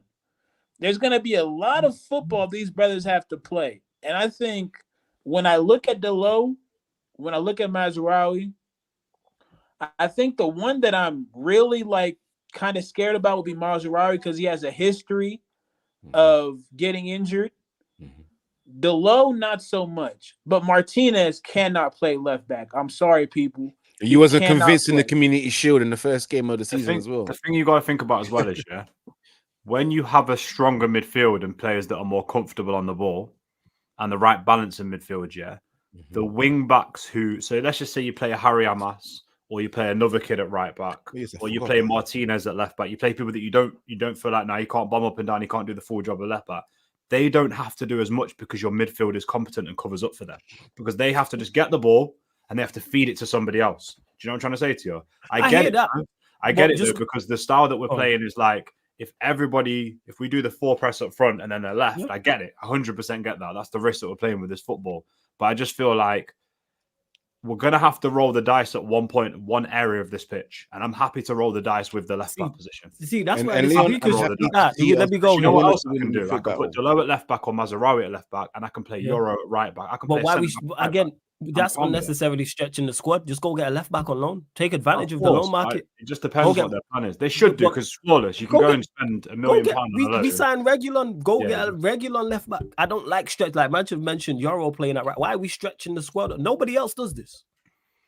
No one else. No other top team does this. No one. I don't understand why we stretching the squad. I understand prioritizing. I get that's that. not true, because Arsenal do it. Arsenal converted Ben White into a left back. They play Zinchenko. No, they play him right, but he's an actual right back. They don't have mad depth on each wing, to be fair. Do you know what I mean? They play him right back. No, because they have City as well. No. Ben White. No. You got Ben White, who plays right back, who they converted to right back. You have Timber, who plays right back. You got Calafiori, who plays left back. Zinchenko they have as a left back. You got Saliba, you got Gabriel, you have Timber, you have Calafiori, who can all play at centre backs as well, and at Kirior as well. They have ample. They're not stretching the squad. Now, quality-wise, that's a whole different conversation. But they have 2 players for every position, pretty much, apart from the centre. Because they have literally, and you add in Kirior, that's 3 of your centre backs. So you got 2 left backs, 2 right backs, 3 centre backs. Why don't we have 2 left backs at Manchester? We should not be going into a season without 2 left backs. That's unforgivable. We have 3, but you know what I'm saying. Malassi, we don't know what going for. I hear you. I just think that. Go get a Regulon. Why can't we do that? You know go what? Get a Regulon on they might have assessed Malacia and Shaw. Like, obviously, Shaw, I can't. Gosh, relying on that guy. Luke Shaw been injury prone for the past decade. We know this. Malacia was out all last season. It's like we should not be going into the season where if Mazarawi gets injured right now, who's playing left back? Let's say Mazarawi gets injured right now. Who's playing left back? And then who's playing right back? You know what you mentioned, Harry Mess. Because Euro's already injured. So if Delo gets injured right now, who's playing left back? Delo, Harry Amassel, then you go Delit right back. That's just kind of how we have to roll with it. But obviously, it's not ideal. So this is one point I make. We game week 2.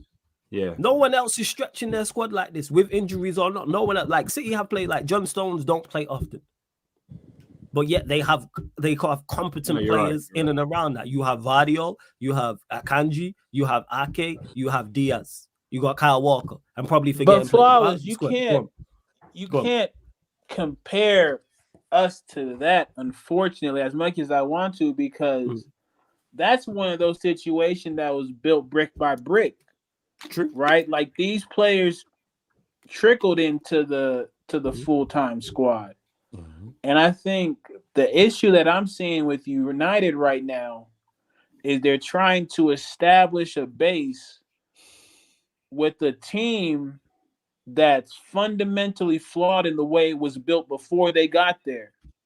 So they have to uproot everything that's been done and then start afresh. And there's just certain points in the team that, unfortunately, due to those mistakes, they won't be able to address in this current market. And so when I'm with you, though, like, but it's kind of this thing is, like, how much money do you want to have invested into one space?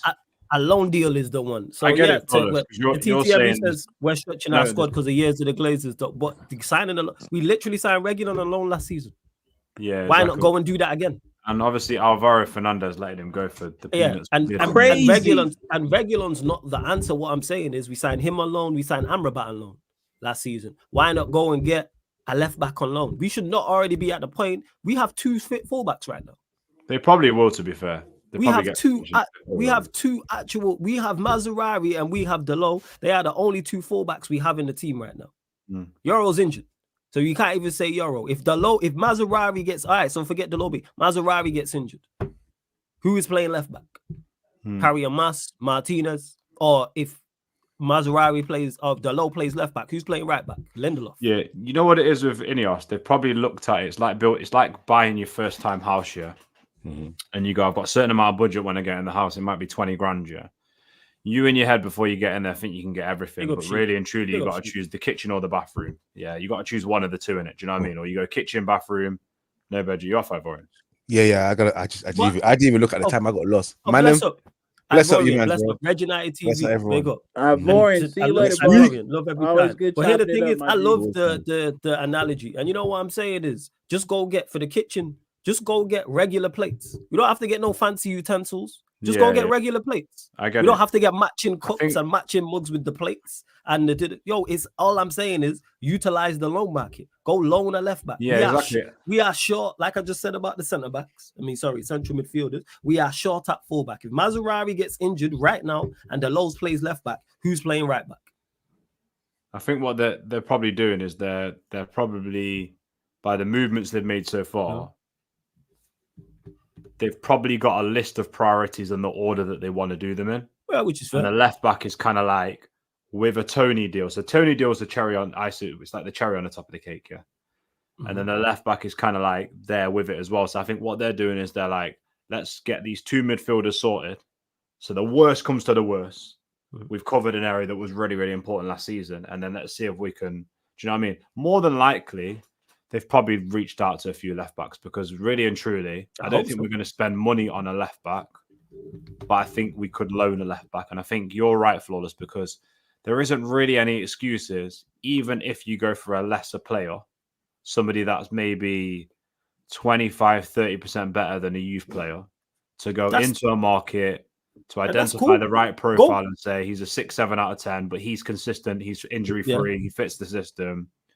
Let's go. Put him on 20 grand a week. Yeah. Go get him. If we went and got him, Malacia was 12 million. If we go get a Malacia type, I have no issue. And I'm not even saying, say we don't have the 12 million to spend, which I think we do. All right, just again, regular. I've watched you do this last season with Regulon and with Amrabat. And Regulon and Amrabat. But decent. I'm not asking for the best of the best. I'm not saying, hey, you know what? Go offer Fulham 50, 60 million for Robertson. Or go to Wolves and get Nori. Or go and to Bayern and get Alphonso Davies. I'm just talking about how bare we are already in those areas. If Mazraoui gets injured, Dalot plays left back, it's Lindelof at right back. Game week 2. Yeah, Mazraoui, I know it is. Lindelof is right back right now. If Mazraoui picks up an injury. Or who else? And the other thing as well, Flawless, if he wants to play Dalot right back, it's a Mass left back. I've not watched the Mass. Yeah. But I think that's unfair. Not ready. Into that. That seems to be the general consensus I've heard that Harry and Mass ain't ready. I feel like they might be doing when you get hustlers, yeah? And like a man's like a proper hustler in it, like, so they leave the yard at the start of the day, yeah, and they don't want to spend any of their own money in it. So they've got an item that they can go out and sell, yeah, or trade. Do you know what I'm trying to say? This is what they're doing right now. So they're like, I ain't spending money until Lindelof goes. I ain't spending money until Eriksen goes. Do you know, like the little dibby changing that? Yeah. So I feel like that's kind of where we're going. But I feel like you're right, Flawless, because there's a lot of players, if we're talking about that market, are players that are worth less than 15 mil last year. Their wages would be under 50 bags a week, probably 20, 30 if you go to the right league.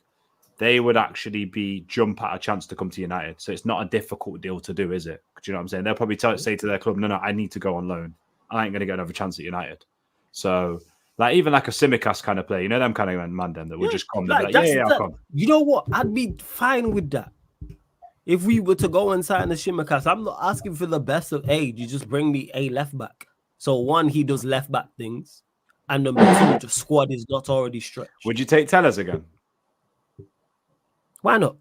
You would tell us on the loan. Why not? I'd prefer someone who's more athletic, but in regards to it, played enough, but he was a bit iffy as well. I prefer someone who's more athletic, but if they were to go, I wouldn't be like, oh my god, I can't believe we're getting Tellers on loan again. I prefer somebody else, but if it was cool, because at least we're not. Because even with man say, all right, some people in the chat, Martinez plays at left back, so Maguire or Lindelof are playing centre back again, consistent. And you know what, Flawless? You know what's interesting as well? At the start of the show. But shout out to Maguire though. He played well. Yeah, Maguire played well in that. He played well in the game against Fulham. He did. He played well. We know it's not going to sustain, but yeah, we'll enjoy it well. Yeah, he played well. Do you know what's interesting as well with that deal? It can be quite a clever deal because if you turn around to a club and you go, we'll loan you, give us the option to buy him for 15 million quid, yeah. If he slaps that season, yeah, you've got yourself a banging left back for 15 million. Do you know what I mean? So if there's no money available and the money is tight and there's other areas you want to identify, I hear the priority. Like a Robertson I'm just saying. I'm just saying utilize the loan market because we did it last season. We seen it with Amrabat and he played his part when he played central midfield. We seen it with Reguilon when he played as well. So it's like, yeah, I'm with it. And again, just run me. A man is saying no, he's average at left back. Run me an average left back. Because I'd rather have an average left back than a set just for depth than a centre back playing out there. I rate my man. I rate that kid. Who do you say? The Robinson kid. I do rate him still. Oh yeah, I'm sold on Anthony Robinson from Fulham. I think he's quality. But even if it's not him, it's like let's go get an athletic left back. Like I'm cool with that because if Martinez plays left back, then you got Maguire or Lindelof playing centre back. Yeah, but Martinez, when the other team breaks and there's like there's one midfielder and there's like everybody else is bombed up. That's horrible, you know. Martinez in space against someone who's quick is just I'm not doing that. Nice bad at all. No, you know what? Yeah, go on. Then. I'm saying I'm looking at our left back options. Yeah, we've got Mazraoui that can play there. Yeah. We've got what's his name? Dallo that can play there. Shaw, Malacia, but Shaw, Malacia are injured, so I don't know how long they're injured for. Bro, if like push comes to like what's the word, man? Push comes to shove. Push comes to shove. Yeah, that's the phrase. Yeah, right. I like that Murray guy. I don't know how old he is. Yeah, but I think he's all right. He's better than Amas. He's all right. Yeah, he's got some ability. I'm not saying let's throw him in the deep end, yeah, but I don't think we even need to sign a left back. You know, I think we can promote him. It's not to say that. I'm listening. I'm locked in. I'm listening. I'm locked in. I'm letting him land. It's not to say that he starts against the big teams. You know what I'm saying? But I don't know. I don't think we need. You'd rather promote a youth and give them the chance. Yeah, because for me, you see, when you promote a youth, and if he plays at a certain level, the opportunity to sell them on is very, very high. Look what we did with Camboala, bro. I don't know how much did we get for Camboala again? Like 10 million? Yeah, it was 10, 15 million, something like that. And exactly. I think a buyback or something. Oh, we added up. Okay, then that's cool. So with Camboala, we played him and he got some value, man. He did all right, man. He did all right. Amas, I don't want to see Amas because I just think positionally he's gonna get caught, man. We don't keep the ball well enough to hide and get away with playing someone like Amas. We don't have that ability as a team. But I say Murray, I don't know how old he is, I don't know his experience, but give him a chance because go on. Yeah, that's all. That's all I was. Because I was gonna say the reason why I'm saying we need a left back is just because of how bare we are in both. Like, if Malacia was 100% fit, I'd hear it. Malacia, someone said in the chat, is not back till Christmas. He hasn't kicked the ball in over a year. Yeah, sure, he's going to get injured and break down. We know he might not be ready to. So this is the point I've been making. Our options, our fullback options, like our midfield options, we are injury away from bare bones. We are injury away from complete anarchy. It's the purge out there. Mazraoui gets injured right now. Again, I hope this doesn't happen. And Dalot plays left back. Who is playing right back? 4 centre backs time. Who's played? Euro's injured. Oh, of course, yeah, I know. So that's my point there, bro. If Mazraoui, so think about it. We playing Brighton right now. So De Ligt's already playing out of position and playing right back. So we got De Ligt, Maguire, Martinez, Dalot. I change formation. Then you change the shape, I guess. But then you have to play. So you play a back three, and then who would you play wing backs? Wing backs is even trickier sometimes. My point, bro. I know, man. I know. Especially with the squad that we've got, to play wing backs. It doesn't really this is game week 2. This ain't game week 22. This is not through the Christmas period where you're playing 7 games in like 18 days. I am talking about not only the quality of the the player in the position. I'm talking about being down to the bare bones already. And the other we thing are an injury away. I mentioned it with the midfield. We are a couple injuries away from a McTominay and Collier pivot. We are a couple injuries away at fullback. Dalot don't really get injured. It don't happen. But let Mazraoui and Dalot get injured. Then what? We say Martinez and De Ligt. We do the full centre back thing.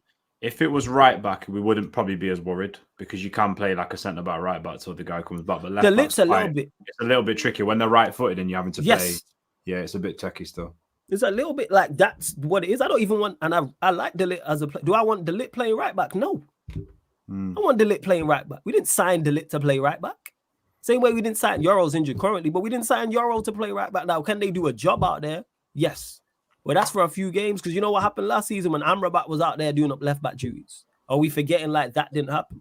I know it's burst a lot of people bubbles, but I'm just showing why I think of this squad the way I do when you look at it. Depth-wise, because injuries, and says Eddie mentions it all the time about injuries with this team. And you know So what, God forbid Flawless? we get an injury in midfield and an injury to a fullback. I It's need to thank you for Mount in this. the pivot, and then who at left, who at right back? McTominay at right back, Lindelof. But yeah, go on, fam. Go on. I need to thank you as well, because the first thing that's going to come out if the players get injured is what from the manager.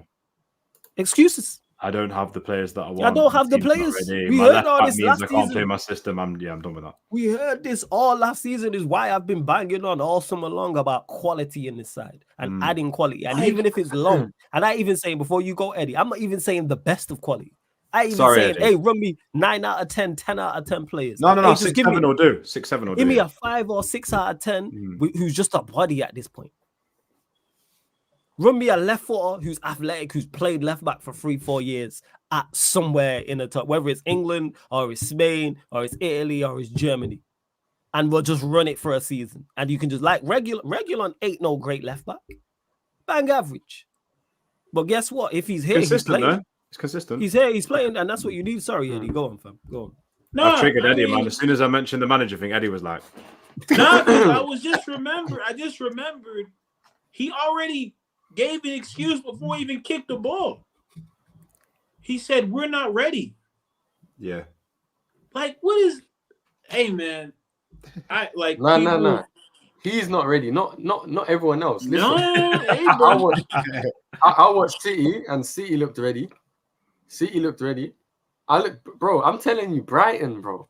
Is that game home or away? Is that Brighton? Is that Brighton? By the way, he's not wrong, by the way. We aren't ready because we're behind on our preseason. Like this first few games, but he's doing it to cover for later in the year. That's what he's doing. He's clever. That's my thing. It's like we was just talking about it, Flawless. When she asks you, which one of my friends are fine to you? You don't give an answer. Yeah, you don't answer. That's you don't answer that. You say what friends? What friends? What You're friends? incomparable. Yes. Well, you know, Eddie. You know what else you do? Yourself. You know, like you Yes. don't answer. You're like, yo, you don't. You know, like you just doesn't. You don't respond to compute. anything. You're just there, like, yeah, man. You flip it on the head. Don't you say, don't you dare ask me that ever again. How dare you do that? You don't disrespect yourself, me, or us as an item. Don't ever do You that. flip it. I'm not even looking at your friends. I'm not even looking at your friends like that. I'll be looking at the floor when I see them. Yeah, You know, 100%. bro, Don't you dare walk into a room and disrespect come out me. here talking about we're not ready. Like nobody's trying to hear that shit, bro. Yeah, true. And this is the coldest part about it. Other than Arteta, who has spent like him? Right? So this is why I hear you, Flawless, about we need a left back. But my thing is, can we actually get one that's just competent? Like, because can we afford it? Because I'm looking at our business that we're doing, and it's like we've sold 3 players. About to sell 3 players. McTominay, Palestri, and somebody else. And we're offering Eriksen. We're eliminating any kind of depth that we have. Just to, I think, fill one position. So we're selling 4 to replace 1. And that math ain't mathing. Math ain't mathing, man. Like the meal isn't mealing, like, the math ain't mathing, man. It is. The meal isn't mealing. It isn't. And you just reminded me there, mention of Palestri. Who played fullback in the Community Shield? Oh yeah, it was Palestri came on that right back. Exactly. So we are and it cost us a goal. But I'm saying despite that. But he made the goal though. He made the goal, you know, because the point I'm making is though Palestri at right back is potentially could happen. We have a hidden gem. We have a hidden gem at left back, Flawless. We have a hidden gem at left back. Untapped potential. Who's the hidden gem? Left-footed Brazilian. That's all I'm gonna say. Try him there. You know what? Try him there. Yeah, Flula, he's gotten, man, to Panathinaikos, 6 million, bro. Oh, geez.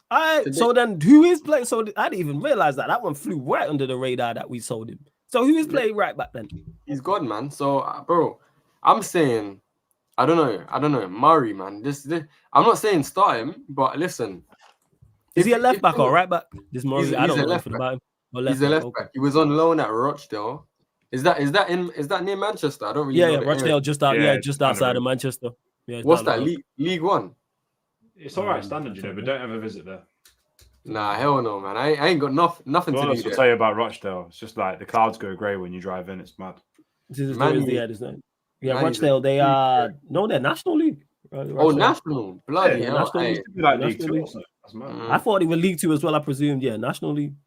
Didn't they give us a hell of a game when that kid scored like 16, 17? Do you remember when he played? Oh yeah, that's the game I turned Ollie out. Yeah. That's the game I turned on the manager. With that guy with the long hair, I think.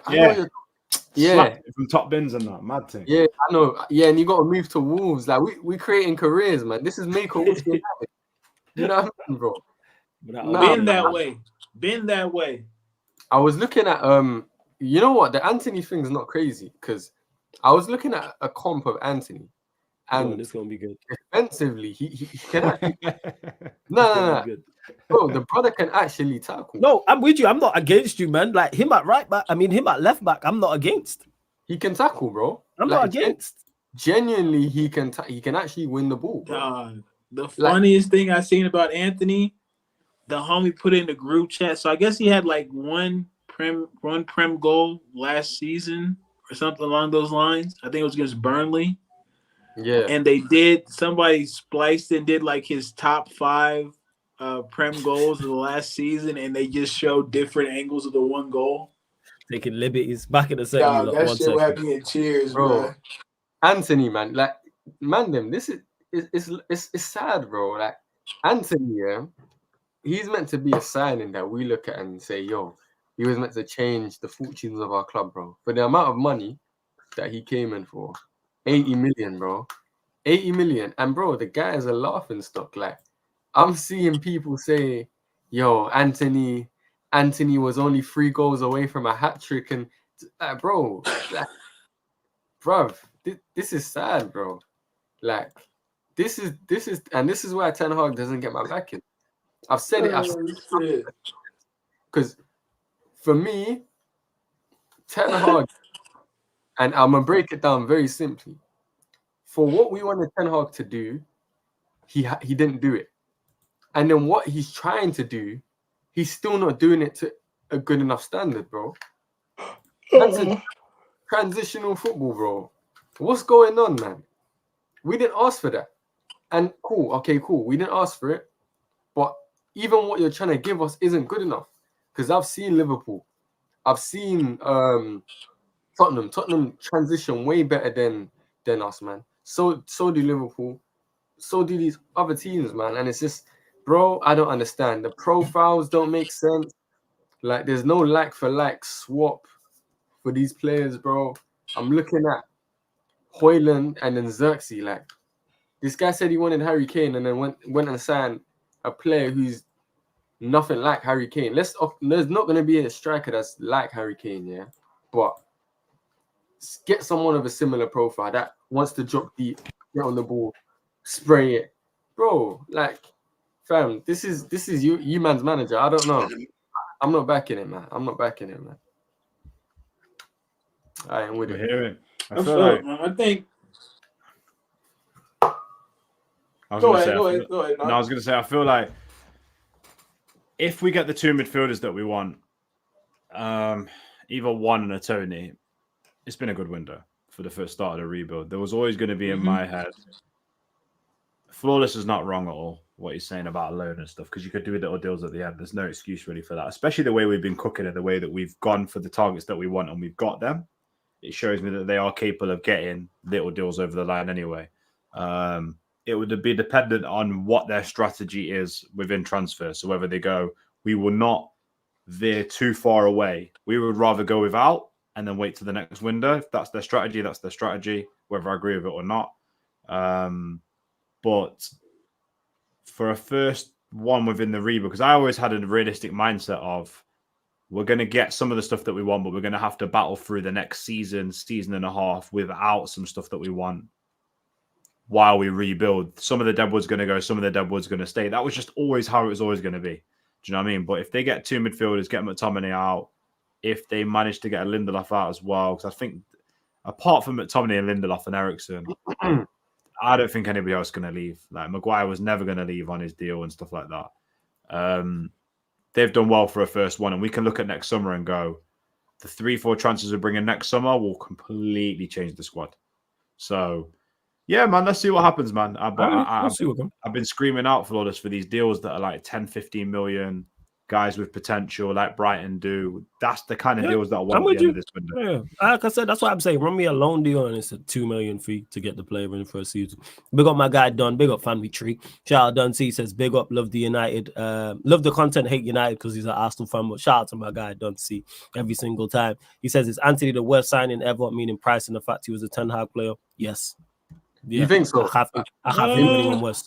Not the worst signing ever. Not the worst signing ever. I think for the Mount, price. Man. I think for Mount. The price. Mount's a close second. I think Mount is the worst one to mention. Maguire, but the thing is, Maguire's had more good games than Anthony. Yeah, he's been there for a while.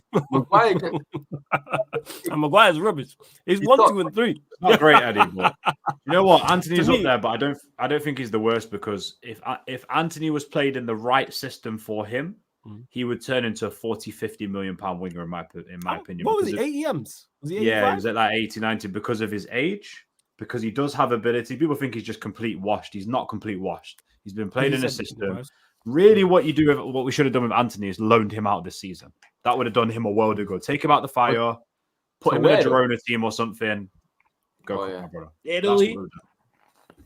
Give him a league where there's more space, more time, a team that's up and coming, no pressure, and then get back. Are we ever going to get the 90 million? We spoke about this time and time again. No, we're not. He's not. It was never worth that. Same with Højlund. It's worth about 25 million. They're not worth. We've got our pants pulled down, man. Yeah, we just have to just write off and say it's a bad deal. I hear that. And big up to Ramo. Go on. Yeah, go on. Never. Last point. Go on. Oh yeah, I'm just saying that they saw Man United coming in and bro, they were like, yo, yeah. That man was celebrating, man. That man was celebrating. They were like, yeah, just we robbed the bank, bro. You know what it is, Nero? You know, you do negotiation. It's like Flawless trying to come and buy, like, I don't know, some new camera equipment or mic off me and stuff like that. And I could just go, I'm sat here with my brethren going, yeah, the mic's worth 20 quid, £100, and then you're still entertaining it. I'm like, fuck, you're still entertaining it. Do you know what I mean? That's what they were doing. So yeah, oh my God, he's still going. All right, cool, 120. I'm saying that. And they were pretending like he was important to them. Nah, man. We should have went and got Kudus. It's flawless. When I first ever came on this guy's channel, what was I saying? I said Kudus. I said Kudus, bro. I said it. Bro. Is the footage still there? Do you have your... what is it? What was it on? I think it was on Twitch.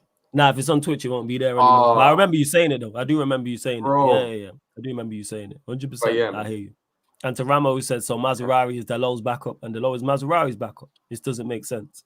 Makes Manchester United sense. And on that note, we are going to close out. Actually, before we do close out, though, go get predictions from the ManDem. Eddie, we'll go to you quickly. Brighton, Manchester United. What did I pick last week? Did you pick? You picked the United win, I believe. Or did you say 1-0? I said draw. 1-0. I think 1-0. You're saying 1-0 United. Nero, what are you saying? 1-0 United. What did I say from last week or this week? No. 1-0. Listen, people. Let me forecast this for y'all. As long as I'm still in contention to be a 4x100 meter coach, 1-0 is the only score you're gonna get out of me. That's it. We out here trying to smash world records. We're not trying to play football. We're trying to catch the Jamaicans. 1-0 to United. 1-0. Nero, what are you saying? Brighton, Manchester United, Saturday, early kickoff. UK 12:30 p.m. UK time. Early kickoff, you know. Early kickoff.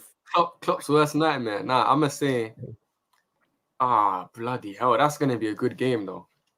That's gonna be. I think that's where if we play like we did on based off. I'm only basing it off how both teams have played. If we play like we did on Fridays, not to say we played bad, but and it's at Brighton's, I'm gonna say like either 2-2 or 2-1 Brighton. 2-1 Brighton. Okay. Yeah, I'm gonna say it. Yeah. You saying, Liam? 2-1 United. I feel like it's not going to be a 1-0 game. Brighton will score. They won 3-0 last week, no? 3-0 again. Yeah. They're going to score because they're going to know that. Just a basic understanding of United over the last year or two is attack these guys, you'll get a goal. It's down to them whether they're going to score more goals than us. That's a basic thing they'll be saying and stuff like that. I think realistically it'll be 2-1 or 2-2. I'm going with what Sheik says, 2-1. We will have to score more than one goal to win this game, I believe. But Brighton, bro, they're a well-oiled machine, man. Well-oiled machine. They've recruited really well as well, man. People are sleeping on their recruitment. They got my man. They're getting Kadioglu, good technical player. Yakubu Minte, they signed from Newcastle. Baller, man. He's like a B-Tech Kudus. That's what I say. Like in a good way, bro. I can't remember who else they've said. Oh, Jorginho Rutter from Leeds. I want to see what he's like. They spent a lot of money on him. I want to see what he's like. He's a good player, man. He may not score, but yeah, technically secure, man. Good on the ball. Yeah. The thing with Brighton is, I agree with you, man. 2-1, I would say. If I relate Brighton to boxing, they're like a vault puncher. I'm going to fight this guy. I have the pedigree. Well, we don't have pedigree anymore, but let's just say you got the pedigree of like a City or a Liverpool, yeah? For the first 8 or 12 rounds, this guy's going to cut. I need to catch, you know what I'm saying? I need to let this guy wear down. The last 4 rounds is my fight where I take over. And that's what they stick it on everybody in the league. So we got to be prepared because the way do you know what? Styles make fights and this is a good stylistic football match, actually, to be fair. The way we're playing, it should be kind of end-to-end, Should be quite exciting, this game, to be fair. Okay. Hopefully United get the win. I'm saying 2-1 Manchester United. I can't remember his name. But big up to everyone that's locked in. Hey, big up to Don C. Big up Mike. Let me make sure I got all the super chatters right. But yeah, big up to Don C. Big up Mike. Big up AEM for all the super chats. Much appreciated to everyone who's locked in. Big up everyone who's watching this live. Salute to you if you're watching this back before you go. Run up the likes. Hit the subscribe button. People, we're here every Tuesday, 4:30 p.m. UK time. ManDem United podcast as well. And don't forget, we are on all audio platforms as well. Spotify, iTunes, SoundCloud. Yeah, go on, fam. Are you on with Rance next? Yeah. I'm redirecting over there now. Yeah. Yo, Flawless. They got a 31-year-old manager. Yeah. He's younger than James Milner. Mad. You didn't know, man. Nah, man. That manager younger than me. I'm in the wrong game, man. I should be there. I'm saying, but we move. But love to everyone that has locked in. This has been the ManDem United podcast live on the Sarcasm City TV YouTube. Thank you very much for tuning in. Gonna redirect to Rants now. Salute.